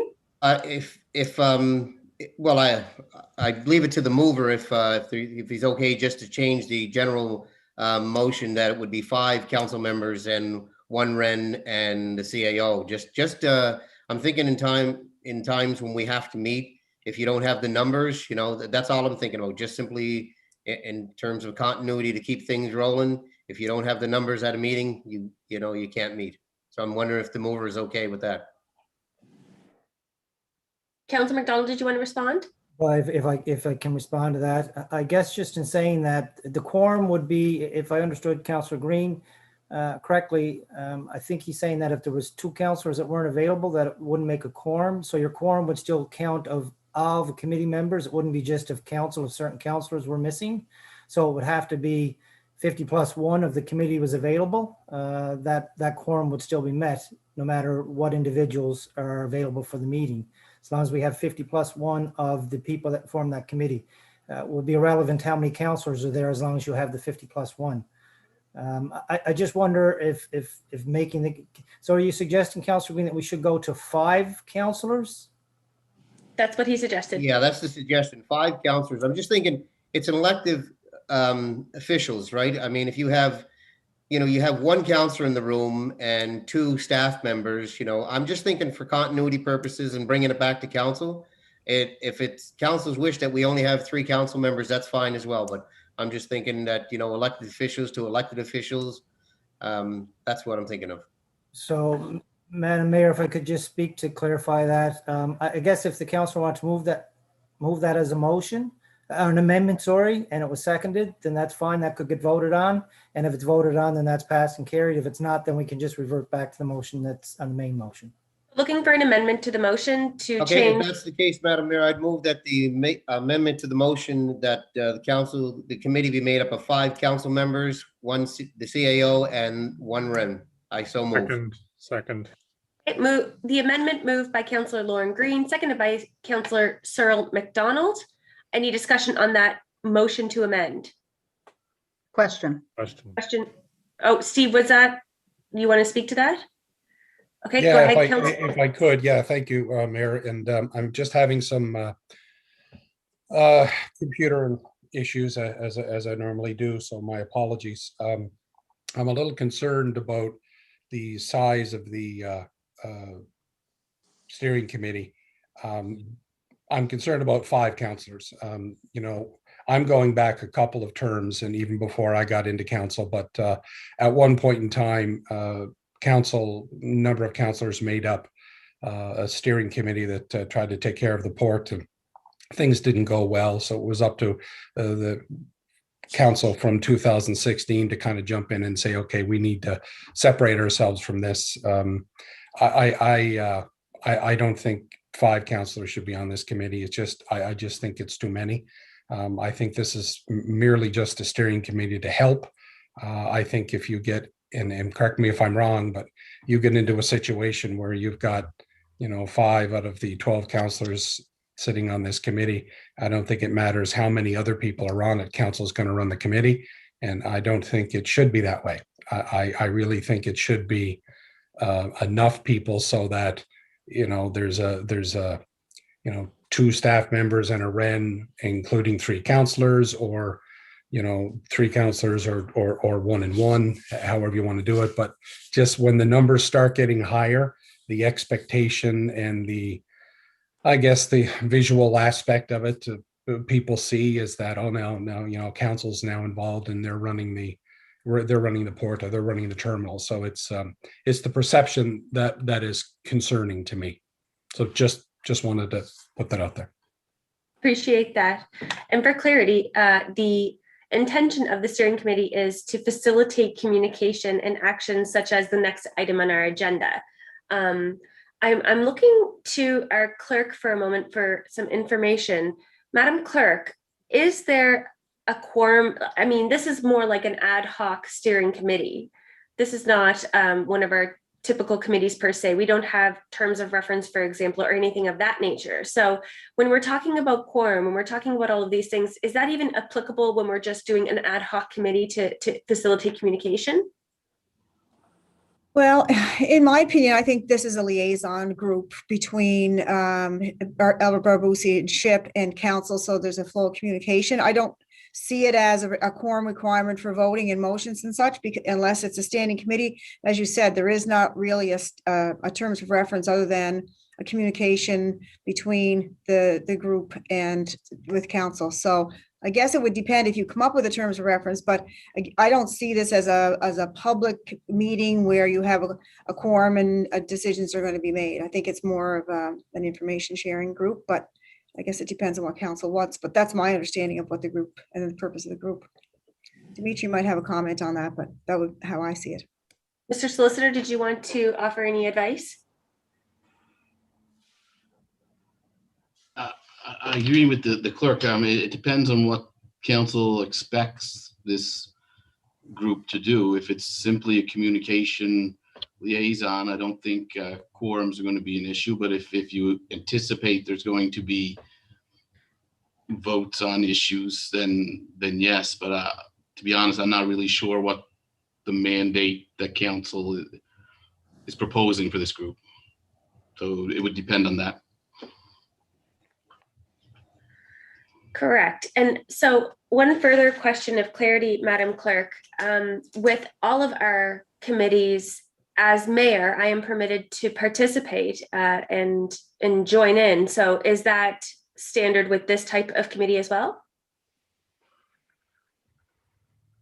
Yeah, I think it's in the committee's policy that the mayor is ex officio of all committees. So again, I guess I'd have to look at the policy and interpretation with the assistance of the solicitor. But I mean, if you want to participate in the committee, then my suggestion would be to put your name forward as one of the members, or get a motion for council that you would be automatically as per your office an ex officio member. I think it should be clearly stated. Yeah, no, it's only been mentioned that councilors can participate. So I want to make sure that I'm ex officio of all committees. So, okay, so we're still speaking to this amendment here. The amendment was to move the number of councilors participating in the steering committee from 3 to 5. Councilor Parsons, on your second opportunity. Thank you, Madam Mayor. From my understanding, I don't think this committee will be one of standing. I don't think a quorum is going to be required. I don't think there's going to be terms of references required. I think it's mostly for communications, to keep that flow of communication on this important project moving forward. And I would think that, and that's why I said 3 to 5 originally. I think 3 with the REN representative and the CAO is plenty of people to bring back the messages. And if there's any requirement of council to take a vote, then of course that will come back to council for an official vote. And I think that's the way to go. Thank you. Appreciate your comments, Councillor. Any further comments or discussion on the motion? And again, the motion is to deal with the amendment. Oh, Deputy Mayor. Thank you, Madam Mayor. And I would have to agree with Councillor Parsons. After hearing, all the conversation go by, I think 3 is plenty. So that's where mine will be. But just a little clarity, if we're going to do the vote here, which, the clerk's office says that's fine, I'm good. I just, for clarity, if it goes to a ballot vote, how do we do that in this setting? I mean, it's great if we only get 3 nominations and 3 exceptions, but what if we get 4? Like, how are we going to do that? Because normally it would go to, a closed vote, or I want to know how that lays out before we go forward, and then we're in that predicament. Madam Clerk? Thank you, Mayor. Well, in past meetings, especially our recent nominating meeting, when there would be more than one person, if there's only one position, or more nominations than the vacancies, we did have a vote, and I do see that John McKinnon is still on our meeting tonight, and he took the vote via private chat. It might take a little bit of time. We could certainly come back to it if council would want to nominate people. If there's more than the required number, then the vote would be taken, and so it would take him a bit of time to tally it, and we could come back, but we can certainly do it on this meeting. Perfect. Thank you, Deborah. I just wanted the clarity on how that would work. I haven't been privy to that process yet. So thank you very much. John McKinnon is a tally master now. Next on our speakers list, Councillor Lorne Green. Madam Mayor, just for the purpose of this meeting this evening, I can remove that amendment if council feels that 5 is sufficient with the total. I have no problem with it. I'm just, and if it's an ad hoc committee, then why are we even worrying about who's going to be on it?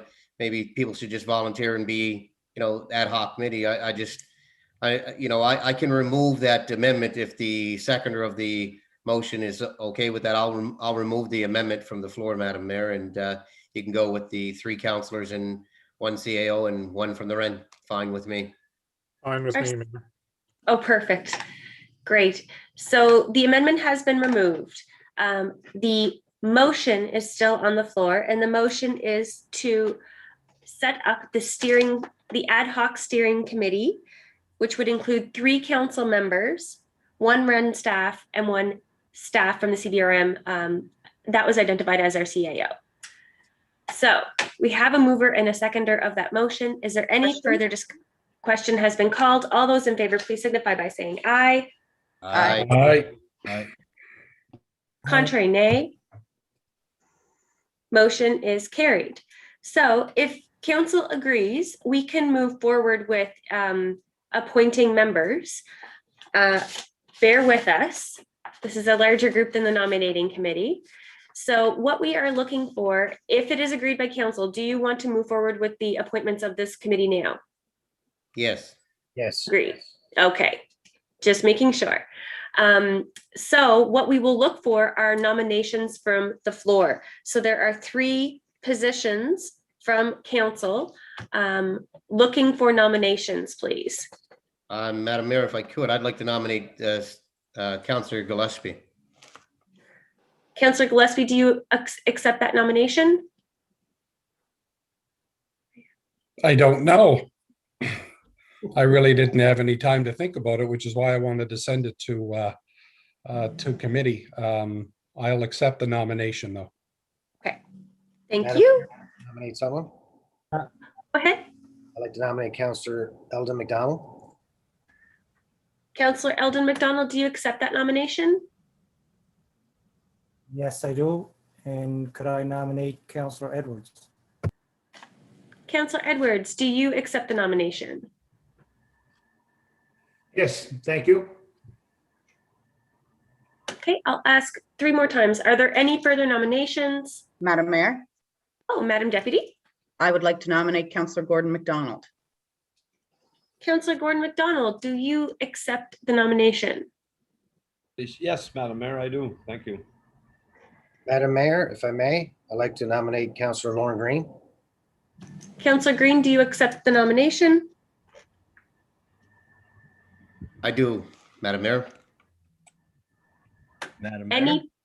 Okay, go ahead, Councillor Perouche. I'd like to nominate Councillor Brookswager. Councillor Brookschweiger, do you accept the nomination? I think there's enough nominations there. I'll decline, Madam Mayor. Thank you. Thank you. Any further nominations? Any further nominations? Final call. Any further nominations? Okay, so here's the process. There are 5 council members nominated for this ad hoc steering committee. Number 1, Councillor Steve Gillespie. Number 2, Councillor Eldon McDonald. Number 3, Councillor James Edwards. Number 4, Councillor Gordon McDonald. And number 5, Councillor Lorne Green. If you can, please put forward your top 3 choices in a private message to John McKinnon. John will tally up the top 3 of all of these votes, and we'll return back to this agenda item once he's committed. Is that okay with everyone? So I will give you all just a moment now to send off that message to John McKinnon. Again, make sure when you look in your chat box, you go directly to John McKinnon's name, just so you're not sharing your vote with the whole group. Yeah, and I am prepared. This is probably going to take a while, Mayor. It's okay. We can come back. You can just, shoot a little message when you're ready. Okay, good. So we'll just take a moment here, send along our messages. You'll have to burn your phone when this is over, John.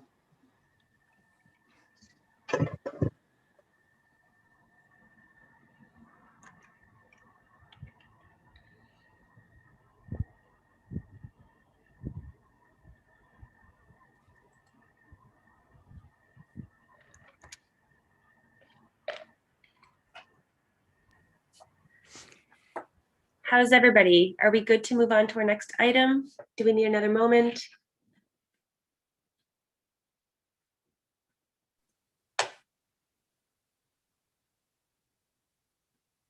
I will let you know in a little bit. I think everybody is. Is everybody in? I think. Is everybody good? Yeah. Just shake your head, yes or no. Yeah. I did get one thing from Glenn Perush. He provided numbers. If you could provide the last names, I think would be helpful, because I'm not sure if I have the right. I'm sorry. I should have put more clarity into that. So please provide names when you're putting forward those. I was just from the nominating process. I was there. Sorry, John. Yeah. We don't have the spreadsheet. Come on, Perush, get with it, buddy. Come on. You're holding us up here.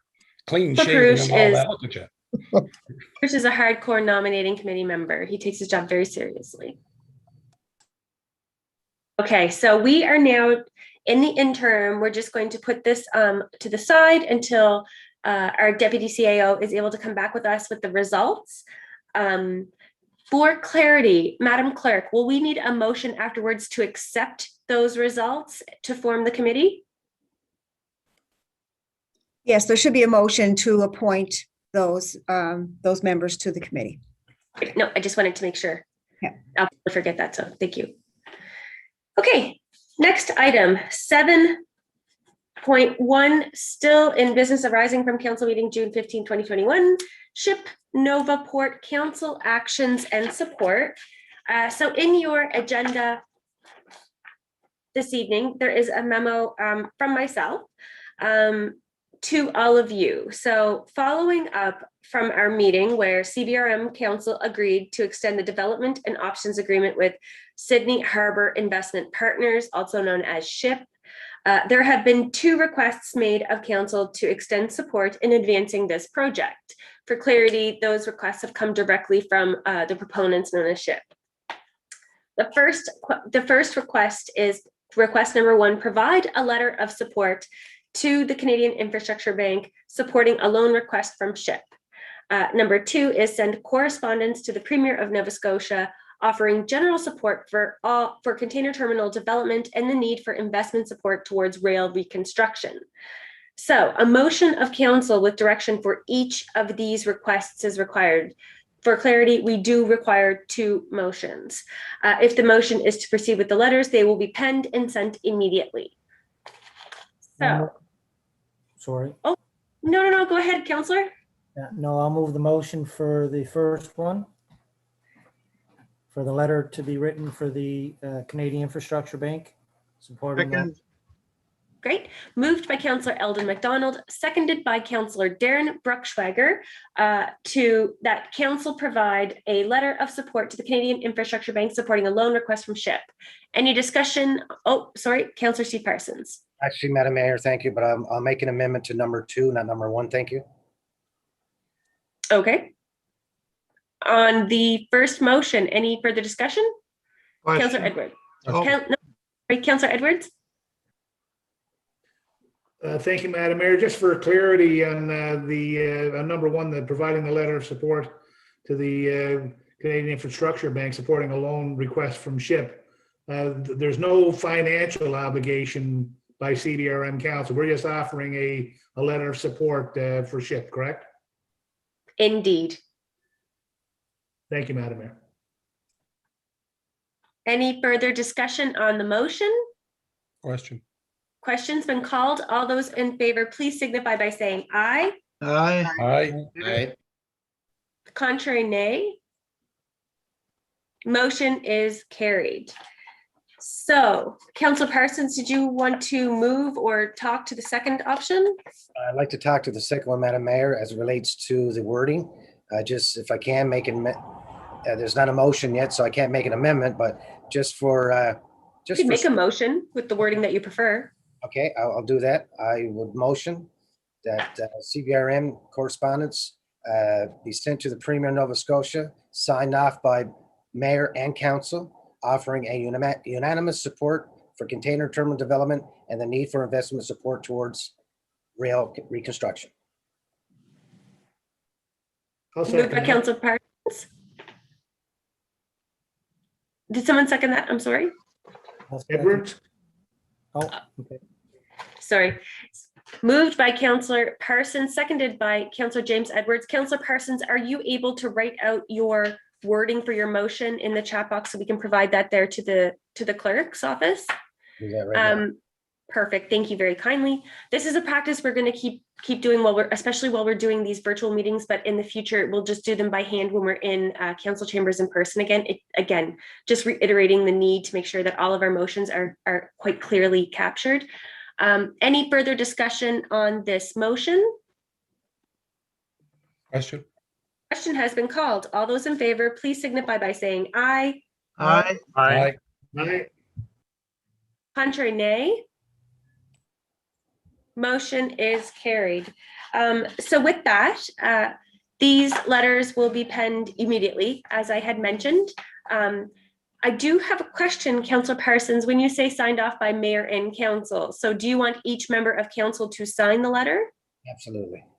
Okay, well, we will do that and make sure it's left in the Council office for everybody to add their handwritten signature to. So that's, yes, thank you all. That is really great. And I hope that in the future with the ad hoc steering committee, items like this will be communicated quite quickly back and forth between council and the proponent. Mayor, I do have the count, if you would like. Oh my goodness. Well done, John. Okay, go ahead. Okay, it was 3. We don't have to do a secondary recount, so we do have 3 here. And they are Steve Gillespie, Lauren Green, and Eldon McDonald. Thank you, Council. Okay, so now we will need a motion appointing Councillor Gillespie, Councillor Green, and Councillor Eldon McDonald to the ad hoc steering committee. So moved. Everybody, okay. Deputy Mayor Arlene McMullen moved. Who would like to be the seconder? Second. Oh, Councillor Darren O'Quinn. Any discussion on the motion to appoint those councillors? Question? Question has been called. All those in favor, please signify by saying aye. Aye. Aye. Aye. Contrary, nay. That could have been uncomfortable if there was one. Motion is carried. If I thought I could have put one in, I would have. I thought I was on there. For that, Council, this is great. We're really moving forward on making things happen, right? I'm really impressed. And as I mentioned before, in my role as mayor, I do get to participate as ex officio on all committees, so I will be participating as well on this steering committee. So I look forward to lots of conversation especially in the coming days. Okay, next on our agenda, item 7.2, nominating committee, June 23rd, 2021. Item A, report on call for expressions of interest, citizen representatives on committees. Madam Clerk. Thank you, Mayor. The background information on this issue begins on page 51 in the agenda package, and it also includes the motions that came from the June 23rd nominating committee. I would note there are two separate motions for council's consideration. One is in regards to the citizen applications for the Cape Breton Island Housing Authority, and those names will be recommended to the Minister of Community Services. The other is for the citizen appointees for the vacancies on the Port of Sydney Development Corporation. So in terms of process, after council passes the motions approving the nominations by candidate number, the citizens will be contacted. And once they've accepted the positions and any required background checks have been completed, the names of the successful candidates will be publicly released at a future council meeting. So the motion would be in order to approve the recommendations. Madam Mayor, I will motion the first report for expression of interest for candidates 1, 3, and 4 to serve on Cape Breton Island Housing Authority Board as CBRM's representatives for a 3-year term. I'll second it. Moved by Councillor Gillespie, seconded by Councillor Eldon McDonald. Any discussion on that motion? Question. Question has been called. All those in favor, please signify by saying aye. Aye. Aye. Contrary, nay. Motion is carried. So if I look here, now we are looking for a motion in regards to the Port of Sydney Development Corporation. I'll move the motion for the two candidates as recommended. Thank you, Councillor McDonald. Second. Seconded by Councillor Steve Gillespie. Any discussion on that motion? Question. Question has been called. All those in favor, please signify by saying aye. Aye. Aye. Contrary, nay. Great, thank you kindly. Next item on our agenda, 7.2B, Diversity Committee, Community Member at Large. Madam Clerk. Thank you, Mayor. My memo on this issue begins on page 53 in the agenda. And as noted, we received notification from one of the members at large on the Diversity Committee that had been previously appointed by council that they had to resign from the committee due to an increase in their travel requirements and thus their inability to attend the meetings. Of the applicants that were not selected during a recent recruitment process, there is a potential candidate that could serve as the member at large on that committee. So the nominating committee did recommend that this individual be contacted to see if they would be interested in reoffering to serve on the diversity committee as a member at large. And we did circulate their application separately with the agenda package.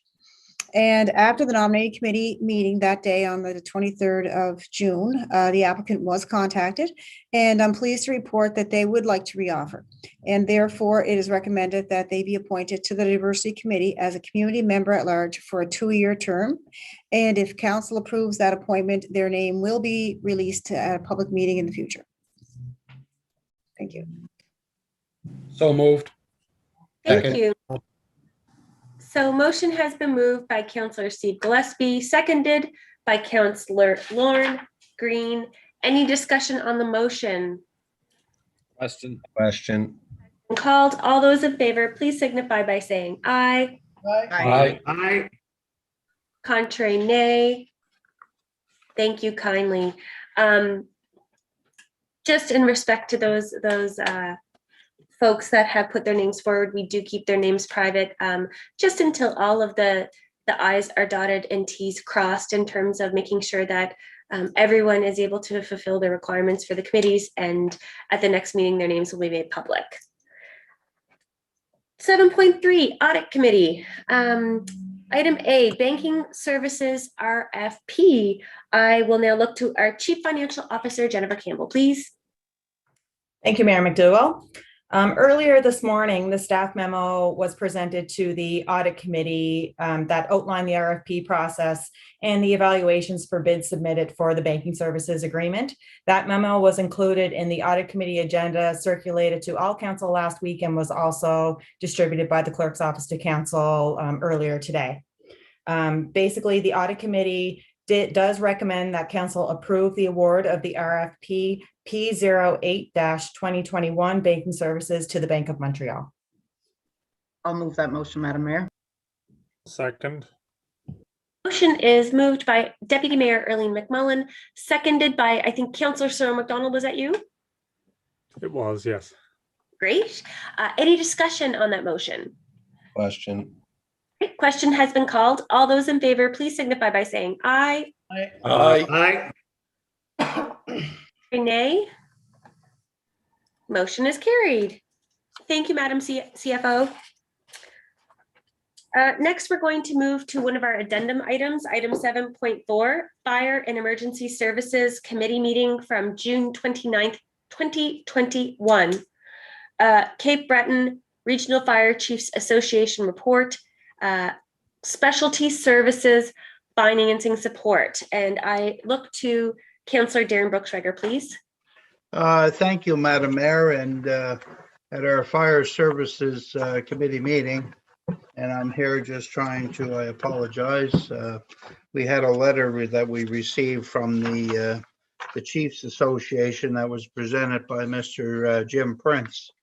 And Jim was passed on behalf of the volunteer group that they were very upset with the fact that we didn't fund their request for funding for the specialty services division of the organization. And as most counselors around the table are aware, it's a specialty service when it comes to jaws of life, high angle rescue over banks and that kind of stuff. And they've been basically scraping funds themselves to keep this going. They could very easily walk away from it, but that's not their style. These volunteer groups are people that are, I'll tell you, dedicated to serving the community and protecting them. But they were looking for a hand up to help them with some equipment. In the course of the budget, Madam Mayor, it was put in our earlier budget and then it was removed, and there was subsequent discussions about what happened there that I know will be talked about. But for me, I thought we could try to find a way to find at least 15,000 of that 30 in our total global budget to try to help them this year.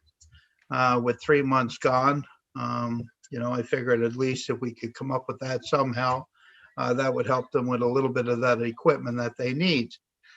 Subsequent to me bringing that up, Deputy Chief March basically talked about the fact that he felt that they were okay this year and looked for Mr. Prince to concur with that. And basically he did. So I'm really at a point that it sounds like based on him being the chief for the association that they're going to be fine for this year. So I think I'll be removing that addendum, Madam Mayor. There's no need for that motion based on the information I received. He did say it at the meeting that they were okay for this year.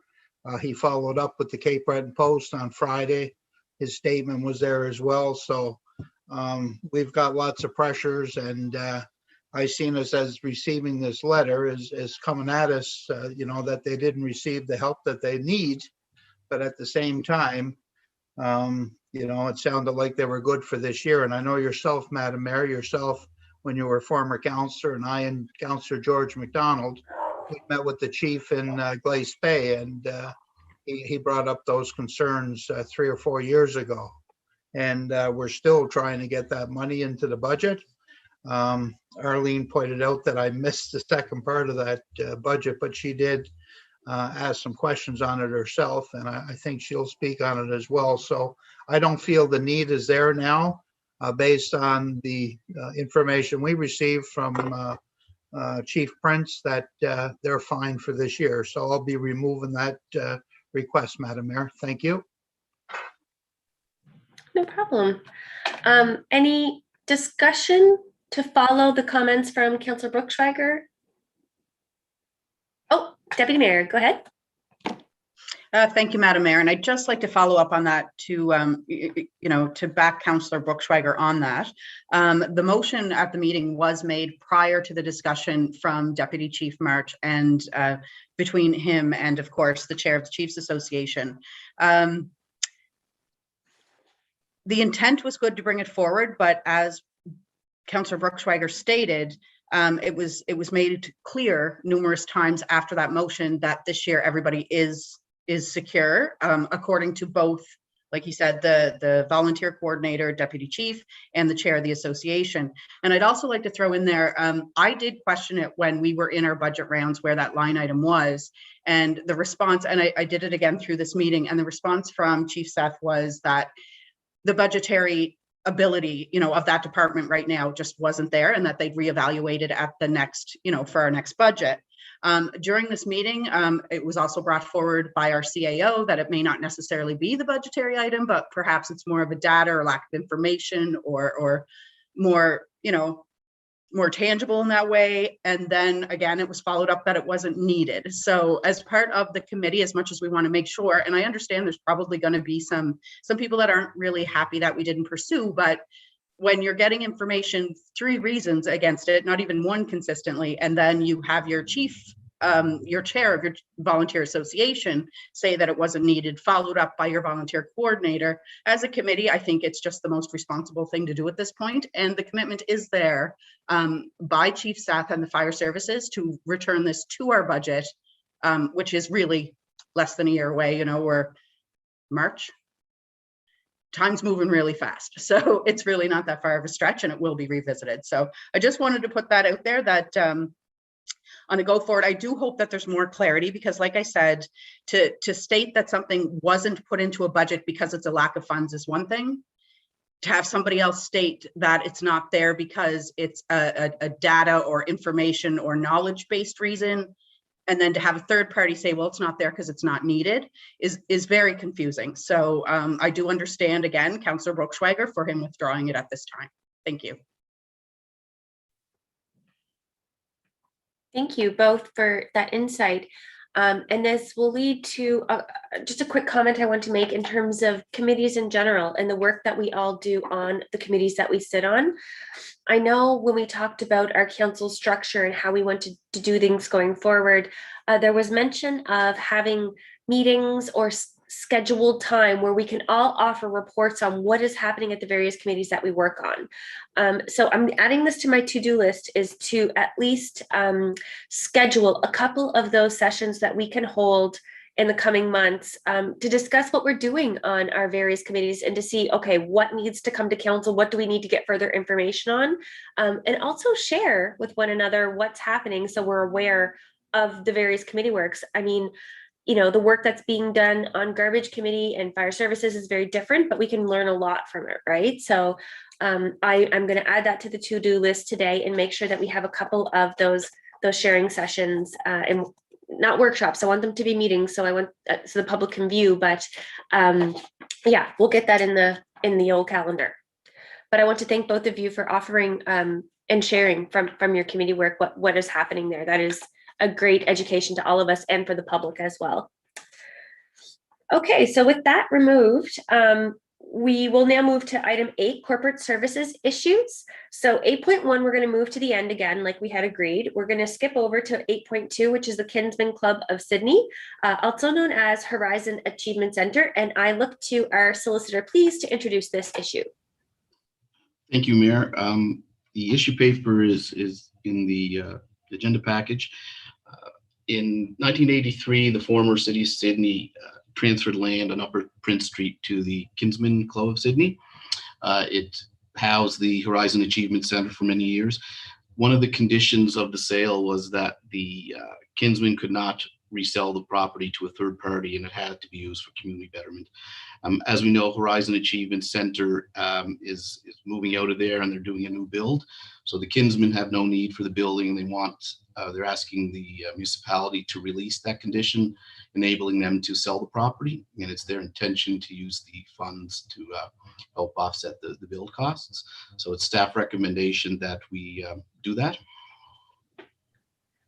And I would be looking for a motion, if council is in favor of that, to authorize the mayor and clerk to execute a quitclaim deed releasing the condition and any interest CBRM has in the property. I would move that. Second. Okay, so we have Councillor Glenn Perush moving the motion as presented by Solicitor Kachafanis, seconded by Councillor Cyril McDonald. Any discussion on that motion? Question. Question has been called. All those in favor, please signify by saying aye. Madam Mayor, Aye. I believe Councillor Gordon McDonald had a question prior to it being called. Didn't see that. My apologies. Councillor Gordon McDonald, go ahead. We'll just take all that voting back and we'll go back to it. Thanks, Madam Mayor. And my question basically was easy. I'm in full support of the motion by the solicitor to turn this over. But I'm just kind of curious, like, what has there been any thought? Should the building not be able to be sold? What would happen to it? Should the kinsmen not be able to keep up the maintenance on it? If you know, like, is there a seller available ready to buy the place and kind of thing? So I'm just kind of wondering, like, would it get turned over to the municipalities should something happen that place is not being able to be maintained or sold in the next couple of months? That's all. Thanks. Thank you, Councillor. Solicitor Kachafanis. Hey. I really don't know if there's a sale available. The property is in the name of the kinsmen, so it is their building. Ultimately, I guess if they didn't have a sale and they walked away, it would become the municipality's problem, but we don't anticipate that happening. Perfect. Any further questions? You still have time, Councillor? No, that's all. I was curious. Great. So the question has been called. I will ask again for the vote. So all in favor, please signify by saying aye. Aye. Aye. Contrary, nay. Motion is carried. All good things happening. Great that we can offer these motions that are supporting community organizations to grow, but also creating opportunity for new commercial entities within our communities as well. That's awesome. Great. We can now move to item 8.3 under corporate services again. Fees for provisions of tax information. I will go to our CFO, Jennifer Campbell. Thank you, Mayor. Just trying to share my screen here. Just a presentation to navigate through the issue paper. And can everybody see that? Okay, great. So the fees for the provision of tax information, this issue paper really stems from the fact that our municipality is receiving a growing number of requests for information regarding property tax accounts. These include requests for tax certificates, bill reprints, account statements, and balance inquiries. We do actually have a policy called the Provision of Tax Information Policy that outlines approved fees for providing this information. However, the fees have not been updated since the policy was initially adopted back in 2003. So that's almost 20 years ago since any of these fees have been revisited. While the costs associated with providing the information increase annually with respect to staff cost, postage, equipment costs, and licensing fees for SAP software. So our costs are growing, but we aren't recovering those costs through our cost recovery fee. So in order to arrive at a reasonable current fee structure for council to consider, staff did reach out to other municipal units to compare fees charged for like information. So the first category would be fees charged to financial institutions. And this is a fee that's charged to banks. It's a flat fee per tax billing for the provision of tax information to financial institutions in relation to the payment of tax accounts that they hold a mortgage interest.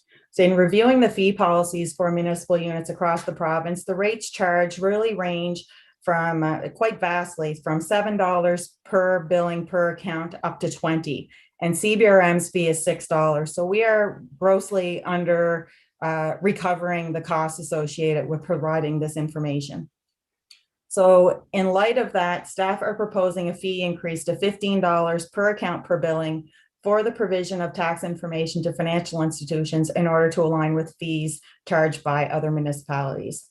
So with over 11,000 accounts on payment arrangements organized by financial institutions, the fee increase for this year would result in just over $100,000 in additional cost recovery. And in subsequent years, with 2 billings in that particular year and subsequent years following, would be double. So just over $200,000 in cost recovery. So these are costs that we're currently incurring, and we're simply just not recovering an appropriate fee for it. The next category is account statements and bill reprints. So we are seeing an increase in the number of these types of requests from clients, and oftentimes it is due to misplacement or poor record keeping. So many municipalities do charge a fee for this. However, CBRM currently does not, and the fees range from $5 to $30 per reprint. And most of the municipalities, in fact, charge $10, which is what the proposed fee for CBRM is, as noted in the issue paper. So it costs CBRM a lot of money to distribute tax bills on a regular basis, on a biannual basis. Plus, we follow up with arrears letters for anyone who hasn't paid. And that cost is almost $140,000 annually. And that includes our contract costs for preparation, for bill printing, and related postage. So the intent of the fee is to prescribe a charge for services to persons who are requesting these additional reprints outside of this typical distribution cycle for convenience reasons, therefore bearing the added cost for that service to the people who use that service. So one-time fee exceptions would certainly be provided for to property owners who may not have received their bill due to changes in addresses, or because they moved, or for whatever reason, a change in ownership or returned or undelivered mail. So we would certainly accommodate those requests, and that could be at the discretion of the manager of finance. But for every other instance, it's proposed that the $10 fee would apply. And the intent is not to be a significant cost recovery or revenue stream to try to get more money out of our tax base. It's really to more or less to deter misplacement or to encourage better retention of the documents that we already spend a significant amount of money to distribute to taxpayers. And that is the rationale for that fee. Assuming that we would produce roughly 400 reprints annually, you're only looking at a nominal cost recovery of $4,000. So it's not a significant budget item, but it is, again, intended just to encourage better retention of the information that's already been distributed. The other category is currently our policy stipulates a fee of $25 for the provision of tax information for any other circumstance besides a tax certificate or the financial institution fee or the account reprint fee. So basically, this is for instances where information is sought from parties other than the property owner, such as legal representatives who, for whatever reason, don't feel they need the certainty of a tax certificate. So it is recommended that this fee be increased to $30 because the current rate is $25, which was set 18 years ago. And that would bring CBRM's fee in line with HRM, what they currently charge. And lastly, tax certificates. A tax certificate includes more descriptive information regarding the property. Assessment information is also included. The current taxes, any arrears and liens are also noted on that certificate. It is signed by CBRM staff and is binding. The current rate for producing a tax certificate is $65, and that was last increased in 2008, and the proposed new fee is $75. So this slide is a little cluttered, but it is basically a summary of the recommendation. So that's increasing the fee to financial institutions of $15 per account per tax billing, approve a statement and bill reproduction fee of $10, increase the fee for tax information for any other circumstance to $30, and increase the fee for tax certificates to $75. So should council agree with these proposed changes, a number of steps do need to take place prior to the fees coming into effect. So right now, all of these fees are contained within the provision for tax information policy. Under the act, they really should be contained within a bylaw and defined within the bylaw. So that is why the bylaw has been included in your agenda package as draft, and this would serve as first reading. And therefore, once the final reading is approved, we would then have to repeal the current policy. However, the tax certificate fee of $75 is a separate portion of the Municipal Government Act and may be amended by resolution. So should council approve that, it would take effect immediately.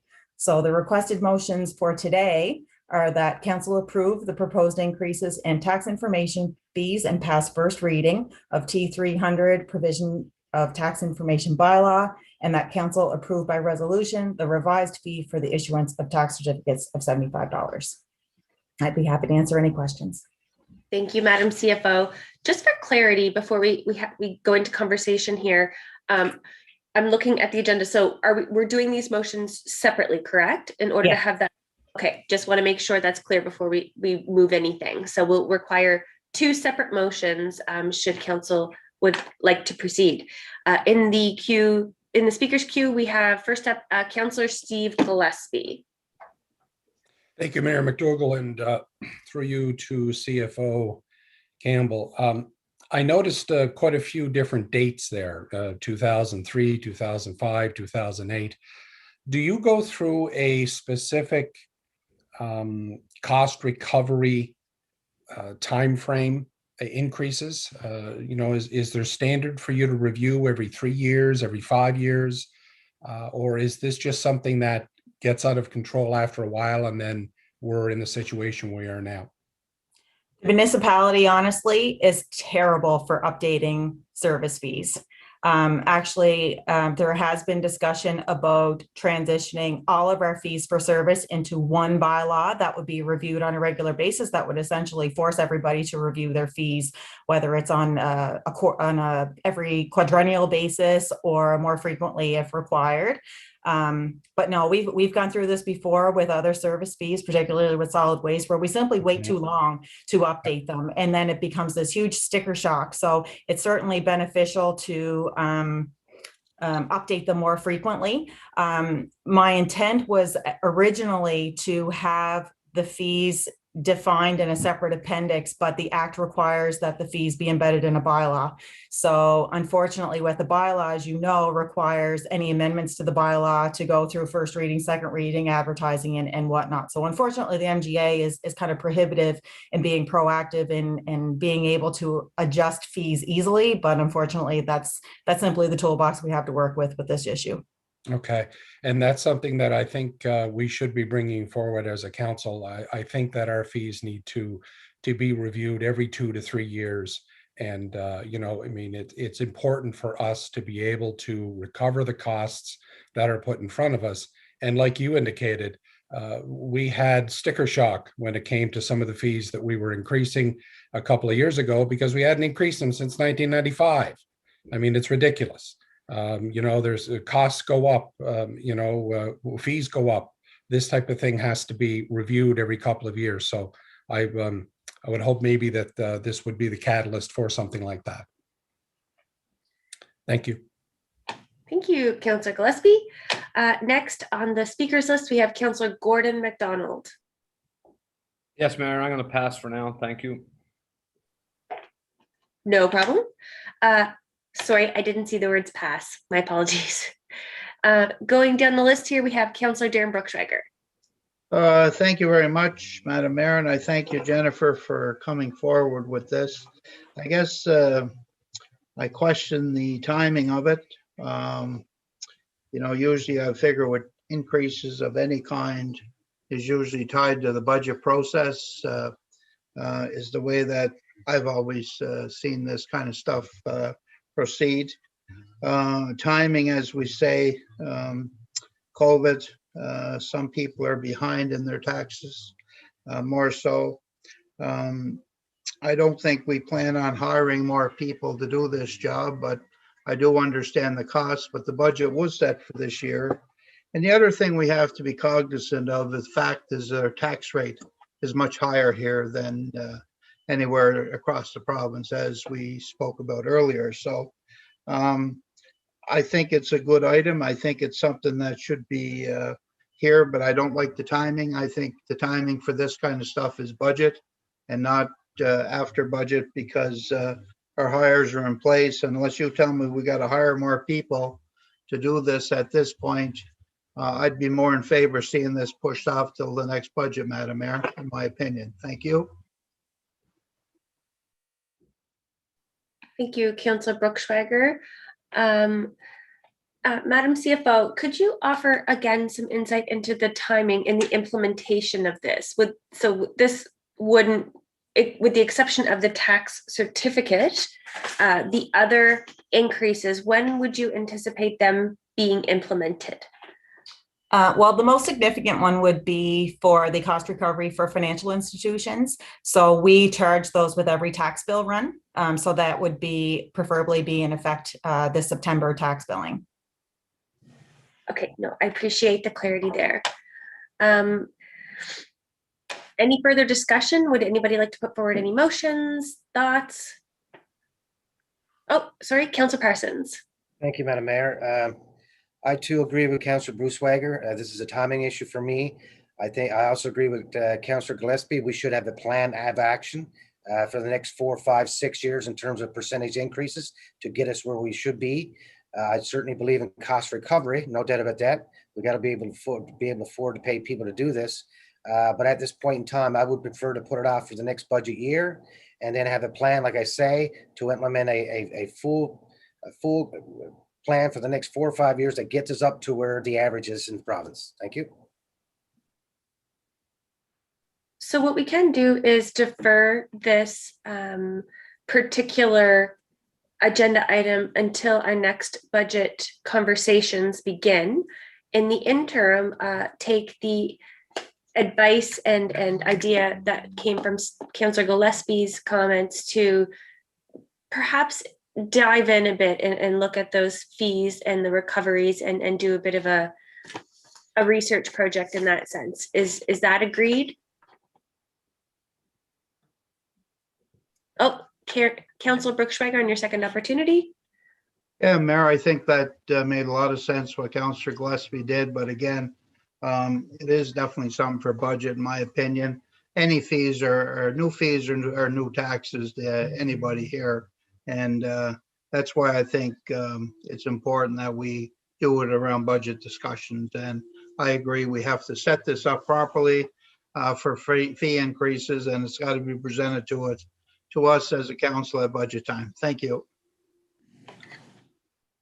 Madam Clerk, do we require a motion to have this moved to budget conversations or just a simple agreement of council? I would recommend a motion just so that it's clear and we have it on record. Great. Looking for a motion, folks. If I could, before we motion it, Madam Mayor, a question. Just if I could, through you to the CFO, these fees that we're referring to here, and I can appreciate Councillor Bruchschweiger and Councillor Parsons' concern in terms of timing. Would you say most of these fees would be going to the financial institutions? Would they be right back on the taxpayer? That's very important for me going forward. I mean, if we're talking about financial institutions that are multi-million, billion-dollar companies that are requesting these, and we're talking about increase in fees, I don't see the burden it's going to apply on our taxpayers. So I'm just wondering if the CFO can offer some clarification in who would be the frequent users, if you will, that would be charged these fees. Thanks for the question, Councillor. Yes, the fees to financial institutions It is the banks that get billed for providing that information. Taxpayers that have their property taxes financed or managed by their mortgage company also receive a copy of the bill. So they get a bill. Their fee won't change. It's just what we charge to financial institutions. And then tax certificates are typically requested by law firms when they're doing whether it's closing property transactions. Arguably, those fees are likely passed on to their client who is purchasing the home, but it doesn't affect the current property owner. It would be affected. It would be passed on to the buyer, I would suspect.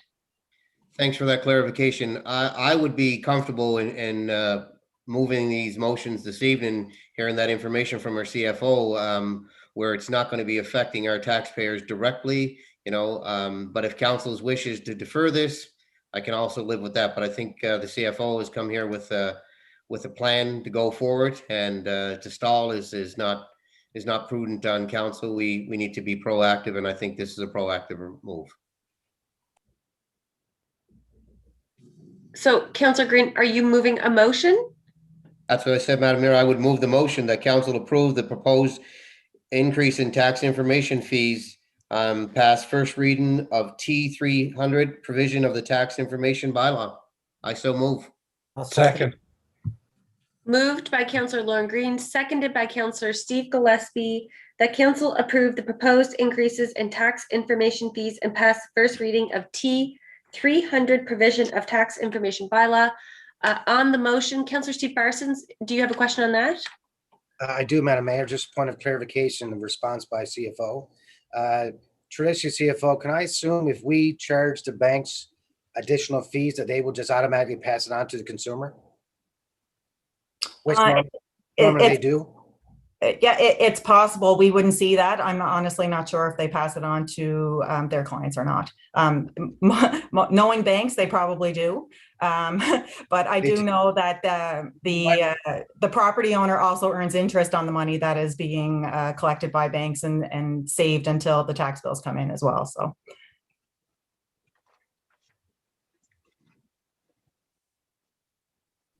Any further questions, Councillor Parsons? No, okay. I was just watching your time, I'm sorry. Next, Councillor Glenn Perouche. Thank you, Madam Mayor, and through you to Jennifer, if I could.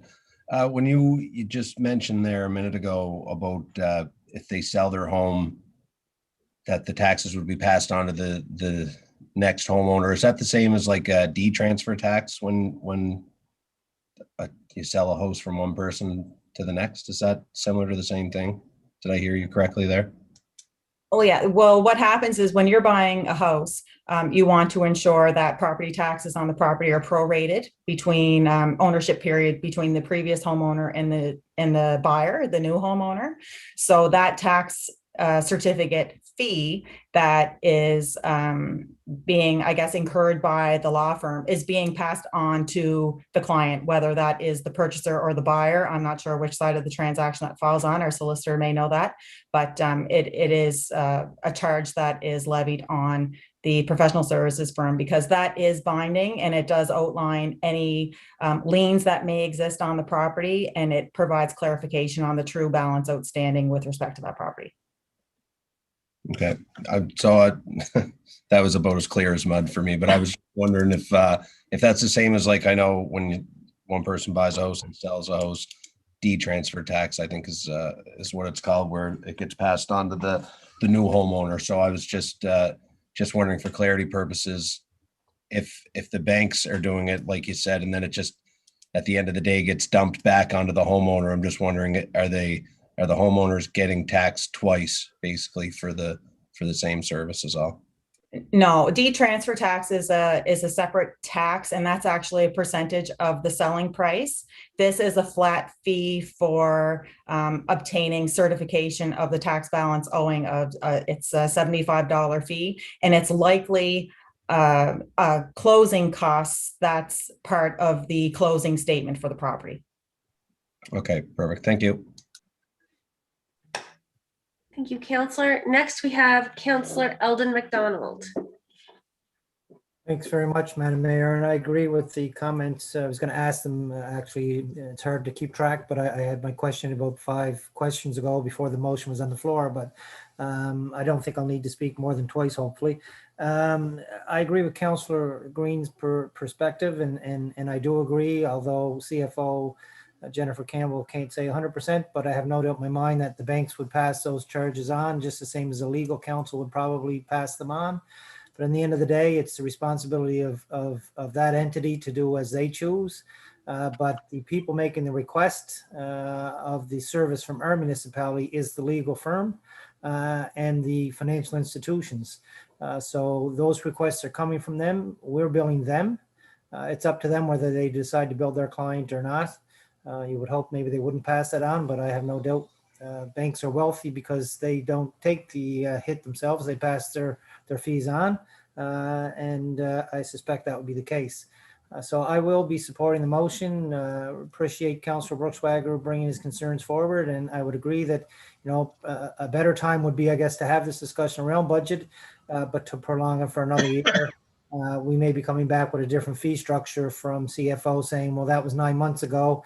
Now we're recommending the fees to be raised a little bit more because we're almost another year out. So I will be supporting the motion. Thank you. And apologies, if we had our regular technology counselor, it would be so much easier to keep track of the speakers list. So if I miss someone, I'm really sorry. Trying my best here. Next, we have Councillor Steve Gillespie on your second opportunity. Thank you, Mayor McDougall, and as it was pointed out by Councillor Lauren Green, you know, these are fees that are being passed on, yes, but banks have standard fees, and if their standard fee is $95 and we're only charging them $65, they're not giving that $35 back to the homeowner. I can guarantee you that. So I don't think that they look to us for what our fees are. They have standard fees that they charge, and that's what they're going to do. And if our fees have not gone up since 2005, the bank's making money on us, and that's not a good idea. So I think we, you know, understanding that Councillor Bruchswager has some concerns regarding budget time. Well, budget time has passed, but things change, and I understand why this is being brought forward. I also think that we have an opportunity here to look at something even larger when it comes to fees for all departments. So I'll be supporting as well. Thank you. Any further discussion on the motion? Question. Has been called. All those in favor, please signify by saying aye. Aye. Aye. Contrary, nay. Nay. Nay. Okay. We're just going to go. I have to get my sheets here. We're just going to go through the list. Please repeat your vote. Yes or no, yay or nay, however you prefer. Councillor Gordon McDonald. Yay. Sorry? Yay. Nay, okay. Deputy Mayor? Yes. Councillor Cyril McDonald. Yes. Councillor Gillespie. Yes. Councillor Eldon McDonald. Yes. Councillor Perouche. No. Councillor Parsons. Nay. Councillor Edwards. Yes. Councillor Tracy. Yes. Councillor Bruchswager. Nay. Councillor O'Quinn. No. Councillor Green. Yes. And myself, yes. Motion is carried. So next, if council wishes, there is a second motion that was recommended by staff. Is anyone interested in moving a motion on that or having any discussion on the requested motion of council approve a resolution, by resolution, the revised fee for the insurance of tax certificates of $75? So moved. Moved by Councillor Eldon McDonald, seconded by Deputy Mayor Erlene McMullen. Discussion on the motion. Looking for the question, please. Question. Question's been called. All those in favor, please signify by saying aye. Aye. Aye. Contrary, nay.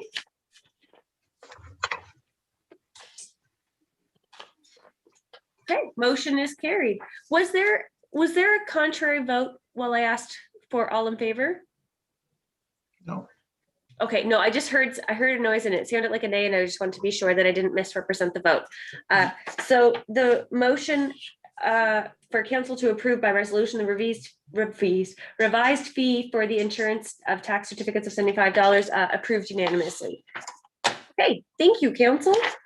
I just have to get myself organized here again. My apologies. Okay, next on our agenda, item 9. We're at 8:30, so when we do get closer to 9, I will request permission should we need it to go past 9 o'clock, because we're trying to work within our 3-hour time frame. Next, we have 9.1, renaming Indian Beach, North Sydney. I look to Deputy Mayor Earlene McMullen. Thank you, Madam Mayor. So what I'm looking for is a motion for council to consider that an issue paper be provided outlining the steps and consultation requirements to begin a process of possibly changing the name of Indian Beach. The reason being, recently, many local groups and individuals have reached out to me after the last few weeks regarding the naming. And it's understood here on the north side that although at one time the name wasn't meant to offend, but actually acknowledge, Indigenous culture and history in the area, but some are feeling that that time may have passed. So to begin the process of renaming the beach, if we so choose, another thing that was brought forward was that it would also provide us an opportunity, CBRM, the opportunity to learn more and understand the historic and Indigenous importance of the area of the beach. As we all know, these last few weeks have been very difficult for a lot of the Indigenous community, friends of mine, ourselves, Canadians in general, and the intent of the ask by people that have brought it forward. And I would also like to make it clear that this ask has been brought forward by numerous residents of the CBRM, the north side. This is not an ask from any Indigenous community or any Indigenous leader. It's really from the residents itself.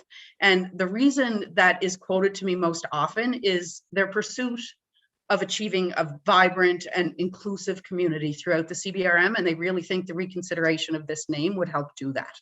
So I am bringing it forward. You'll notice the motion is very broad, and the reason it is broad is because, as far as I'm aware, we don't have any set out procedure or policy for renames such as this, because it's not a street, it's actually, an area. So I'm not really sure what the steps would be. So that's why I'm asking that staff come back with an issue paper and provide some guidance in how we could get that word out and get the public input and the consultation to see how we would move forward. So again, the motion I'm looking for is that an issue paper be provided to council outlining steps and any consultation requirements to begin the process of possibly changing the name of Indian Beach. And I'd like to move that. Okay, moved by Deputy Mayor Earlene McMullen, seconded by Councillor Darren O'Quinn. That an issue paper be provided to council outlining steps and consultation requirements to begin the process of potentially changing the name of Indian Beach. Is there discussion on this? I believe Councillor Lorne Green, you're first. Thank you, Madam Mayor. And I just want to commend the councillor for the area to bring this forward. It's nice to see us being proactive in these times that are really difficult for the community. So I'm very pleased to see that we are moving forward with the process to rename that particular beach and to a more appropriate name. And I'm glad to see the councillor of the area taking the proactive steps as opposed to be reactive. And I just want to commend her for that. Lovely comments, Councillor. Next, we have Councillor Steve Gillespie. Thank you, Mayor McDougall. I know that we had this conversation a number of years ago, but of course, as Deputy Mayor McMullen has said, things have changed. And I'm glad that this is coming forward. When we request an issue paper, we're asking staff to bring back is it the policy of us looking to rename, or is it the idea to try to rename? Because I think that they would be two different things. My hope is that we don't just take this as a policy thing and then bring it forward, is that maybe we make sure we reach out to our First Nations communities to have some input into this as well.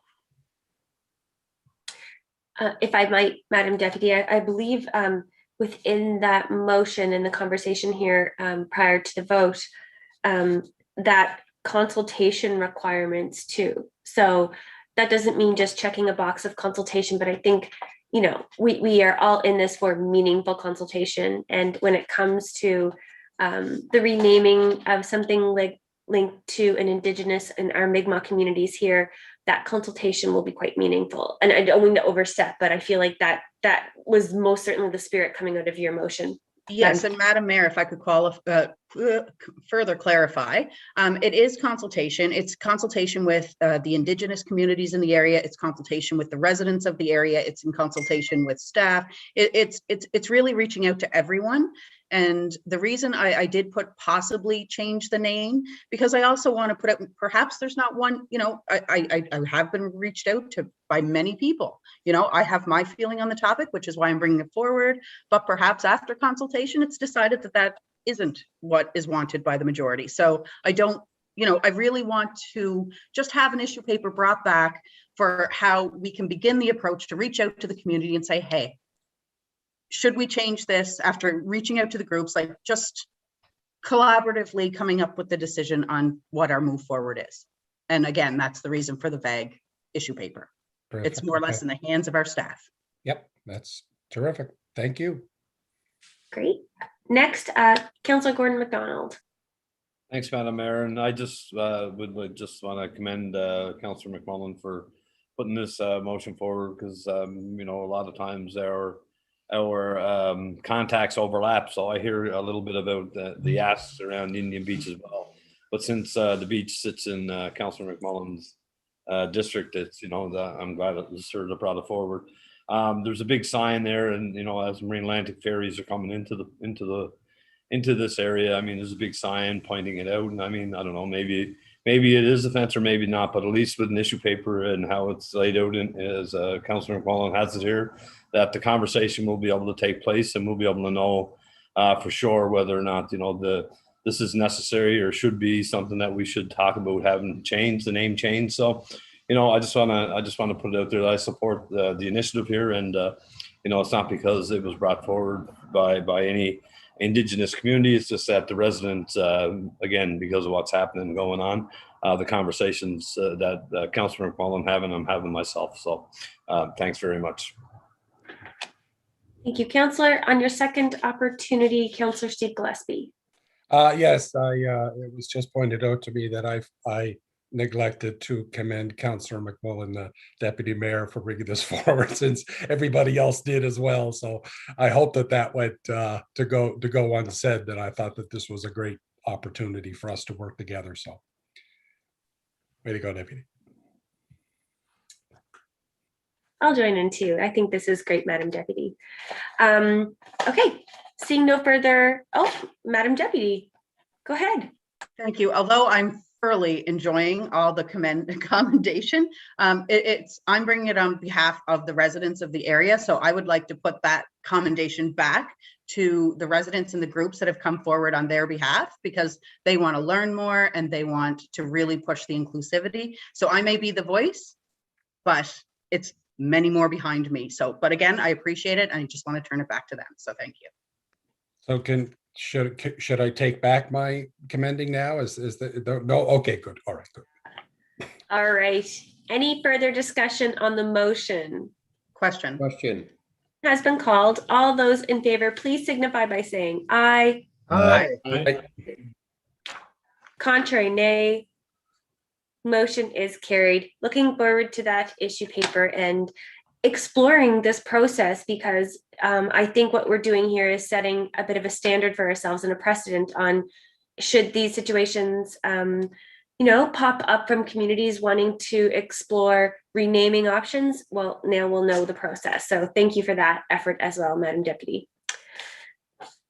Okay, next on our list, item 10, update 2021 audit. Madam CFO, you're back on the hot seat. Thank you, Mayor. Just very quickly, just several meetings have passed since council last received updated financial statements. So I just wanted to provide an update to council on pertinent dates and timelines and to advise when council can anticipate our next financial statement update. So from April to July, staff are really working to finalize year-end results with respect to preparing for the upcoming audit. So that's analyzing accounts, making appropriate adjustments, looking for any anomalies or errors that may have occurred that require adjustment, and also starting to actually prepare the physical financial statements that will be audited by the auditors. And we threw in a little budget for some extra fund there in April. So we've been very busy since year end. Later this month and well into August, likely the entire month of August, the auditors will be on site doing their internal controls testing and actual audit field work. September, we will schedule an audit committee meeting, likely that will coincide on the same date or around the same date as the regional council meeting, so that once the auditors come in to present their audited financial statements and audit findings report, audit committee can review and ask the pertinent questions, hopefully approve, and we can get those approved by council right away, because the statements and related documents are required to be filed with the province by the end of September. So that is the timelines. In the meantime, though, since April, our senior accountant, Daria Durham, has happily retired, which left a key vacancy within our finance department, and that certainly affected the progress of year end up to this point. And then, of course, we had forced shutdown due to the public health orders, has obviously created a slight delay, but we are progressing very well with year end and have caught up and are starting to catch up. The position of our senior accountant was filled internally by a member within our finance team. So even though the senior accountant's position has been rectified, it has left another vacancy within our finance department, who is also key to the year-end financial reporting process. That position was posted and closed, and finance is waiting to finalize interview schedules and fill that position. So hopefully, we do anticipate, as I mentioned, the auditors come in the third week of July. We anticipate to have everything completed for them at that time, so we won't be delaying them in any way. We will not have any issues with meeting the provincial deadlines whatsoever. I have full confidence in that. Further, in conjunction with year-end work, we have inputted the budget into our financial reporting system, and we do expect to have financial statements for the period for this current year, for April through to June, prepared for the August regional council meeting. So I just wanted to provide you an update, and I appreciate council's patience while you await updated financial statements. Thank you. Any questions for our CFO? Comments? It's been a tough year. It's been really, really tough. And I think staff are doing a pretty remarkable job at keeping us in line and making sure that the bank accounts stay in the black, right? So we owe a lot to all of the effort, especially those in our finance departments too, but all across the board. It's you have my undying respect. No comments? Okay, so we will, my apologies.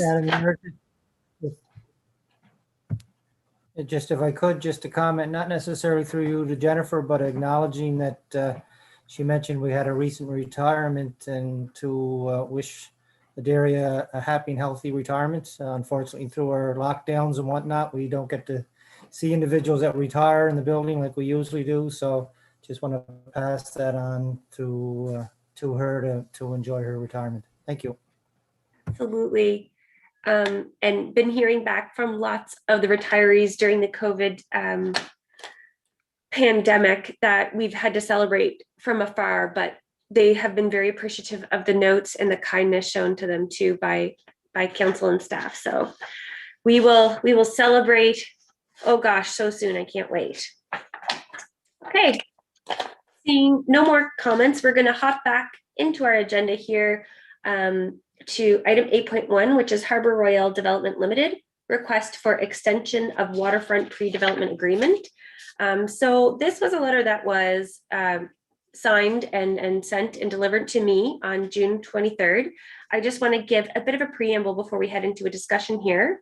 So again, like I said, and I wrote out my notes just because I don't want to mess anything up, because I did seek some advice from staff and from our solicitor on how we can go forward with the information provided in this letter.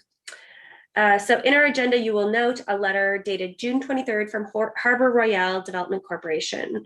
So the intent of this letter was a request of an extension of the former development agreement, which expired the end of June. So this being the first meeting of council since receiving this request, and again, that was delivered by hand on June 23rd to our offices here, we now require a decision of council on how best to move forward with this request. And ultimately, you know, we've been talking about this nonstop, and we're seeing this in the media almost daily, specifically in our newspapers, the desperate need to move forward with a new central library. So again, like I mentioned before this meeting this evening, I did seek advice from staff, and I do have a couple points of hopefully helpful information that will help guide us in our discussions this evening. So the long and short of it, though, folks, is that we need direction. We need to figure out one way or another how we are moving forward. So one of the points that I want to share is that if council does not decide to extend this agreement in its current form, and I say that with emphasis, in its current form, this does not preclude council from negotiating or pursuing a new development agreement with Harbor Royale Development Corporation. So just because you don't agree to continue a current agreement doesn't mean you can't negotiate a new one. And I thought that was an important point to share. Council also had made a decision previously in a council meeting to not pursue the design development phase of what was the proposed waterfront. If council is prepared to move forward in exploring library options outside of waterfront locations, which technically we can now because the current agreement has expired, we do need clear direction from council. Also, council is within its right to go out to the community with an RFP for commercial development of our waterfront land, but if this is the direction that is pursued, advice was given that the intention of this process is to develop commercially on that piece of land, resulting in a new source of revenue for the CBRM. So again, this is not to push anybody in any direction. These are just pieces of advice and some research that I've been doing from within staff on what do we do with this letter that has arrived. So finally, I mean, council has the ability to offer an extension of the HRDC agreement without amendment as well. So there are many directions that we can go in.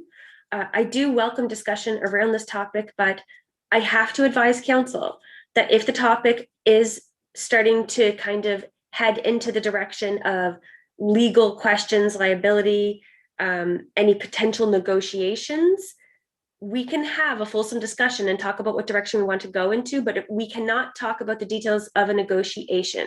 That requires an in-camera meeting. We do have a right as a council to go in camera from this session to talk about negotiations.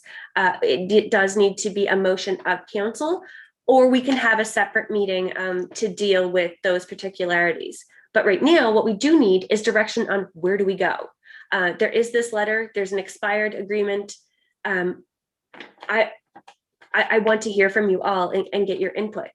Councillor or Deputy Mayor McMullen, sorry.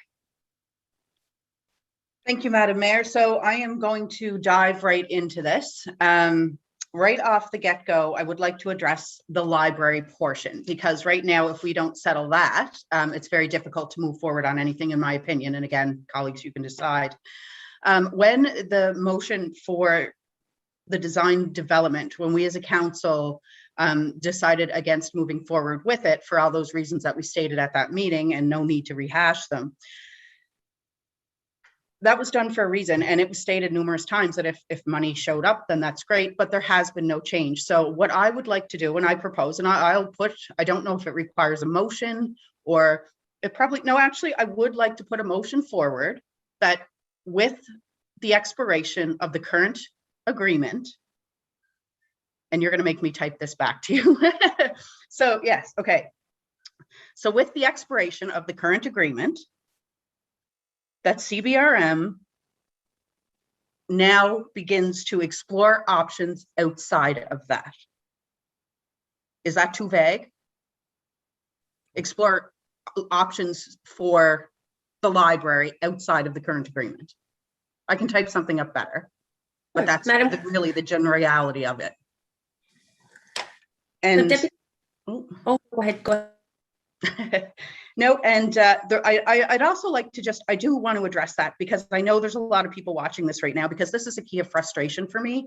So the level of infuriation I get when I'm told that I never deemed the library, or we as a council have never deemed the library as a priority, is hard to measure, because the library was deemed as a priority so long ago that it actually showed up as part of this request for proposal, because we were discussing it then as the need and the priority. And this was something like, okay, well, great. If we can do this, then, you know, and that's why it was pushed forward in principle. If it turned out we couldn't afford it, if it didn't work out, then we'd pull. But, and people are asking, well, why didn't you move forward? Why didn't you look at other options for the library over the last few years? I need to remind people that when we signed this agreement and we gave exclusivity to the development of the library as part of this project, we as a council, as staff, as CBRM, were not legally able to pursue any other options. So with the expiration of this agreement, we are now, as CBRM council, able to now take this back and explore options outside of the current proposed library. And that is what I am hoping we decide to do, because the time has passed. We know that library is in desperate situation. We know that something has to be done. We know it has to be made accessible. We know how it has to, there's so much work to do. So that's really the reasons that I just want to, you know, cut to the chase and let's move forward with our own options for the library outside of the waterfront development. So that was moved by Deputy Mayor McMullen to, and forgive me if I don't paraphrase correctly, explore options for a new central library outside of the current proposal. Yes. Okay. Moved by Deputy Mayor, seconded by Councillor Darren Brookschweiger. On the motion, Councillor Lauren Green, did you want your comment on this motion? Yes, Madam Mayor. Through you to the deputy, are you suggesting a call for an RFP? For clarity, Councillor Green, perhaps that's something we'll discuss as we move forward, but right now I'm just addressing the library portion itself.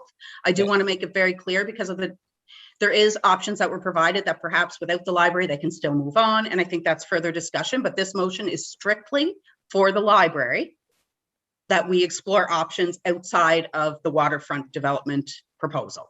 No, I understand that, but my question is this going to be a call for an RFP for the library? I'm not talking waterfront, I'm just talking library. Is this an RFP? Is that okay, no, you're right. I should actually properly word that motion. The motion should be for staff to supply an issue paper on exploring the options outside.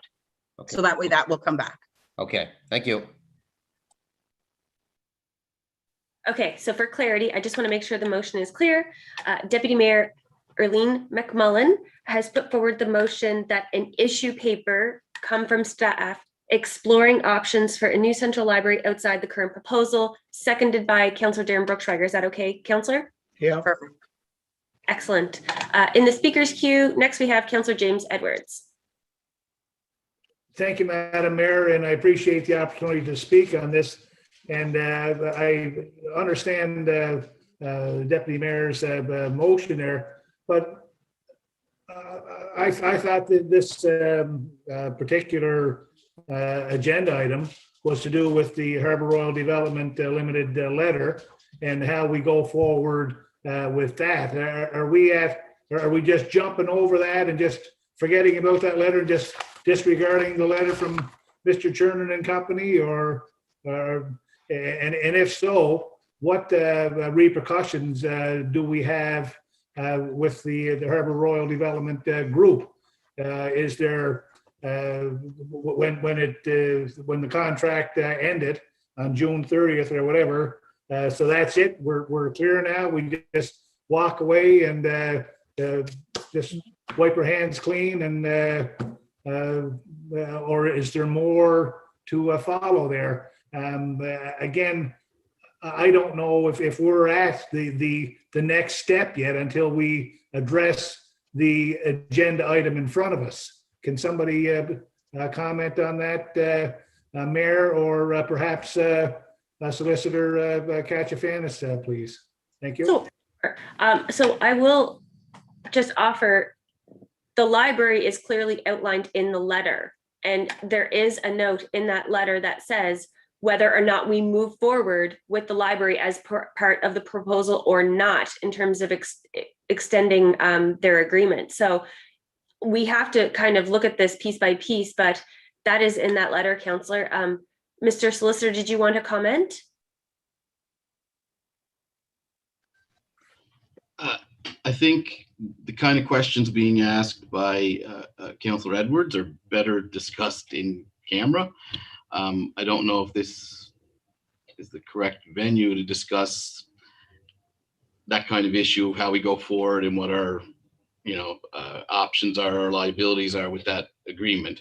I would suggest to council, if that's the discussion that we want to have, then it should be in an in-camera form. Thank you. And we, like I said, Thank we do. You, Solicitor.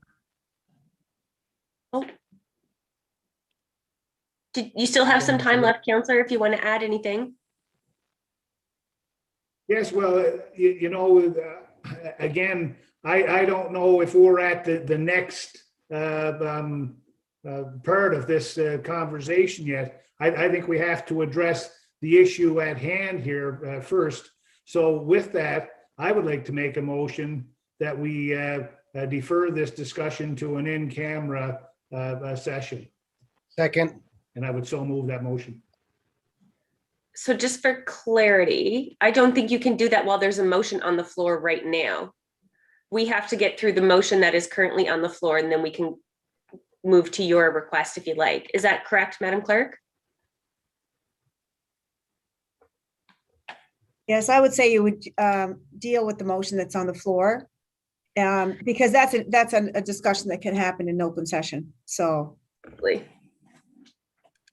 Okay, so we will deal with the motion that is currently on the floor, put forward by Deputy Mayor Erlene McMullen, seconded by Councillor Darren Bruckschweiger. Mayor, point of order, please. Go ahead, Councillor Parsons. I'm just very cautious here based on some legal advice that we had previously gotten from our solicitor in this regard. Making a motion that could potentially cause a ripple effect based on a legal opinion, we probably should make the motion, only in my opinion, until we have clarity of what we're discussing tonight.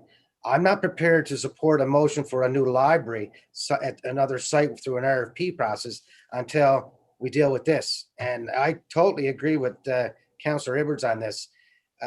Moving forward with a motion of a similar project, but somewhere else, without dealing with what we just came out of, I'm not sure. I don't have the legal expertise to make that opinion. And I always, the solicitor. I always, Mr. Solicitor. I mean, certainly council has the right to make any motions they want here. If council doesn't feel they have full enough information on the whole package or topic, then they can vote down this motion and make another motion to whatever, if they want to defer it to an in-camera meeting. I mean, I can't tell council to make a motion or not make a motion, but your point is well taken, that by voting on a part of it, it takes it out of the realm of your options with respect to dealing with the overall project, if you will. So what I would suggest is, I mean, there's a motion on the floor. If council doesn't want to deal with this separately, they can vote down the motion and make another motion at that time. If you want to discuss this prior to the motion on what advice I think we should move in camera right now and have that discussion. It doesn't make much sense to me to have these type of discussions in an open session. So if you want to move it, we can move in camera now and have those discussions before you vote on any motion, if you like. But I have a question, I Mr. still Slow. feel comfortable giving legal advice to council in an open session. It just doesn't make sense to me, really. Correct. Are we allowed to talk about things such, and this is just for clarity because I don't want there to be any misunderstanding. Are we allowed to talk about the library because the current agreement has expired, if I'm not mistaken? The term of the current agreement has expired. It expired on June 30th. Whether, I can't speak for the other party, whether they consider it expired or, again, we're going into a realm that we really should talk privately, in my opinion. Madam Clerk, so if there is a motion on the floor right now, how do we do this? How would we move into an in-camera session if there is a motion currently being discussed? Well, I would suggest you could withdraw the motion or defer it to a later date. You could defer the motion, you could defer it to after in camera. I agree with Dimitri. If you're going to talk about the details of the current agreement or how that would affect the motion that's on the floor, it should be done in camera. So, Madam Mayor, if it's okay with the seconder, I will withdraw the motion for us to go in camera, but I am going to say this and now publicly. I do have a fear that by going in camera, we are going to defer this further. And I just want, we do have details that we do have to discuss in camera, yes, but I am cautionary that I'm really not interested with dealing with a certain portion of it outside of this evening. So I'm hoping the idea is to go into camera, have a candid discussion, find the information we need, but then actually deal with the topic in the end. Because it's, we've had meetings designated to this topic only. This has been going on and on. This is already extended once. I think it's really time that we really do have to come to a decision. So I will certainly withdraw my motion if it's okay with the seconder, and we can go in camera and have any discussions that you feel required. Councilor Brookschweiger, is it okay to have the motion withdrawn? Yes, Madam Mayor, and I think we should go in camera. I'll Great. make a motion if you need it. Go ahead. I So said Darren, I said I would make a motion if you needed to go in camera for discussion on the details here. moved by Councilor Brookschweiger to go Second. in camera, seconded by Councilor Steve Gillespie. All those in favor? Aye. Aye. Point of order, Mayor. Do we get to speak to the motion or? Oh, sorry. Listen, it's not easy handling this speakers list virtually. I'm apologizing now. I don't understand who is speaking to what motion now because there's been a couple. So speaking specifically to this motion, we'll start the speakers list again. If you could put your name in the order. I will start with Councillor Elder McDonald. So just for clarity, Madam Mayor, when the motion was withdrawn, I had my comment in. So now I'm speaking on a motion that I wanted to speak to beforehand. But I personally think that this should be in camera. I don't think it should be at 9 o'clock at night. I'm not in favor of going in camera. We could be here for 2 hours deliberating this, and we deliberately moved it to the end of the agenda instead of dealing with when we should have in the regular agenda. And here we are, I don't know, 9 o'clock, 7 minutes after 9. This meeting could go on for 2 hours. It could go on for 3 hours. Are we just going to cut it off because it's 10 o'clock at night or 10:30? This is a separate in-camera meeting as far as I'm concerned. So I'll be voting, I guess, I don't know if I'm speaking on the motion because my comment was in to speak before the motion was put on the Motion floor. has been taken back, so that motion doesn't exist. So you're speaking on this motion to go in camera. But that's my point. When Councilor McMullen withdrew her motion, I already had my comment to speak. And then Councilor Brookschweiger moved a motion. I should have been acknowledged before Councilor Brookschweiger because my comment was to be looked at. But now I'm speaking on a motion, which I would like to have two opportunities to speak on a motion, but now I'm going to be limited to two opportunities minus my comment. But anyway, that's fine. I think this is a separate meeting. I think this is an important topic. I don't think it's an in-camera 10, 15 minutes, half hour, 40-minute meeting. Maybe it is. I don't know that.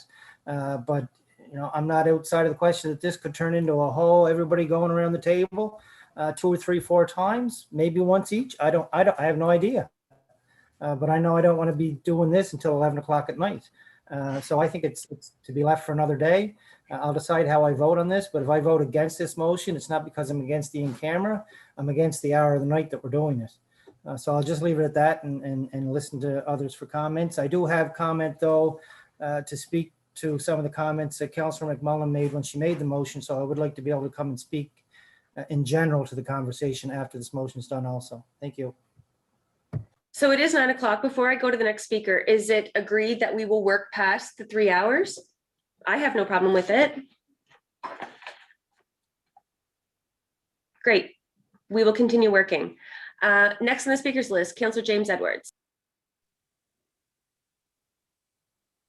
Thank you, Madam Mayor, and I echo Councillor Ellen McDonald's comments there as well. The agenda item, as I saw it, was to deal specifically with the Harbour Road Development letter to council, and then the very first speaker said it takes a motion to somewhere else.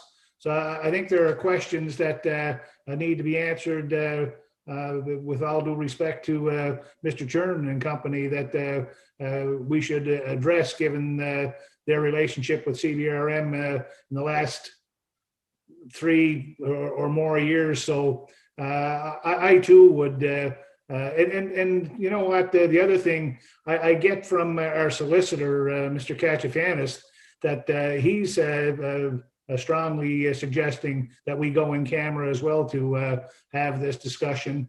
And I would certainly be in favor of a separate sitting, perhaps even tomorrow morning or in the next couple of days, to discuss this in its entirety. It's a very important matter with implications that need to be addressed, that everybody has to be aware of and understand completely before voting. Thank you, Madam Mayor. So just for clarity, we would require notice to be given for an additional meeting. So we wouldn't be able to just put a meeting together tomorrow. We would have to go through the process of actually putting notice out and arranging a meeting. With that, the motion right now is to go in camera to begin these discussions. Is there, on this motion, are you good, Councillor? I thought you turned your mic off, sorry. I did, but absolutely, as far as going in camera to have this discussion, I'm all for that. Okay, next on the speakers list, Deputy Mayor Arlene McMullen. Thank you, Madam Mayor. And just for clarity, the reason that the library was brought up by me in a motion right on, well, is because literally in the letter, the last line, no matter what our discussion, this letter given to us by Marty Chernin literally says it is time for candor and decisions from CBRM as to its intentions regarding the library. And that is something I was attempting to do with my motion. So just for clarity, I'm not going outside the direction of the letter. It is literally there and the ask was there. So thank you. Thank you. Next, Councillor Steve Parsons. Actually, Mayor, I put questions, so when we go in, I want to be the first speaker. Okay, so again, guys, it's super difficult to keep track of this list as it is. If you could wait until we are actually on to a next motion, I'm already getting criticized from Eldon about not being able to keep a track of it. So wait until it's time. This is making my job much more difficult. Councillor Cyril McDonald.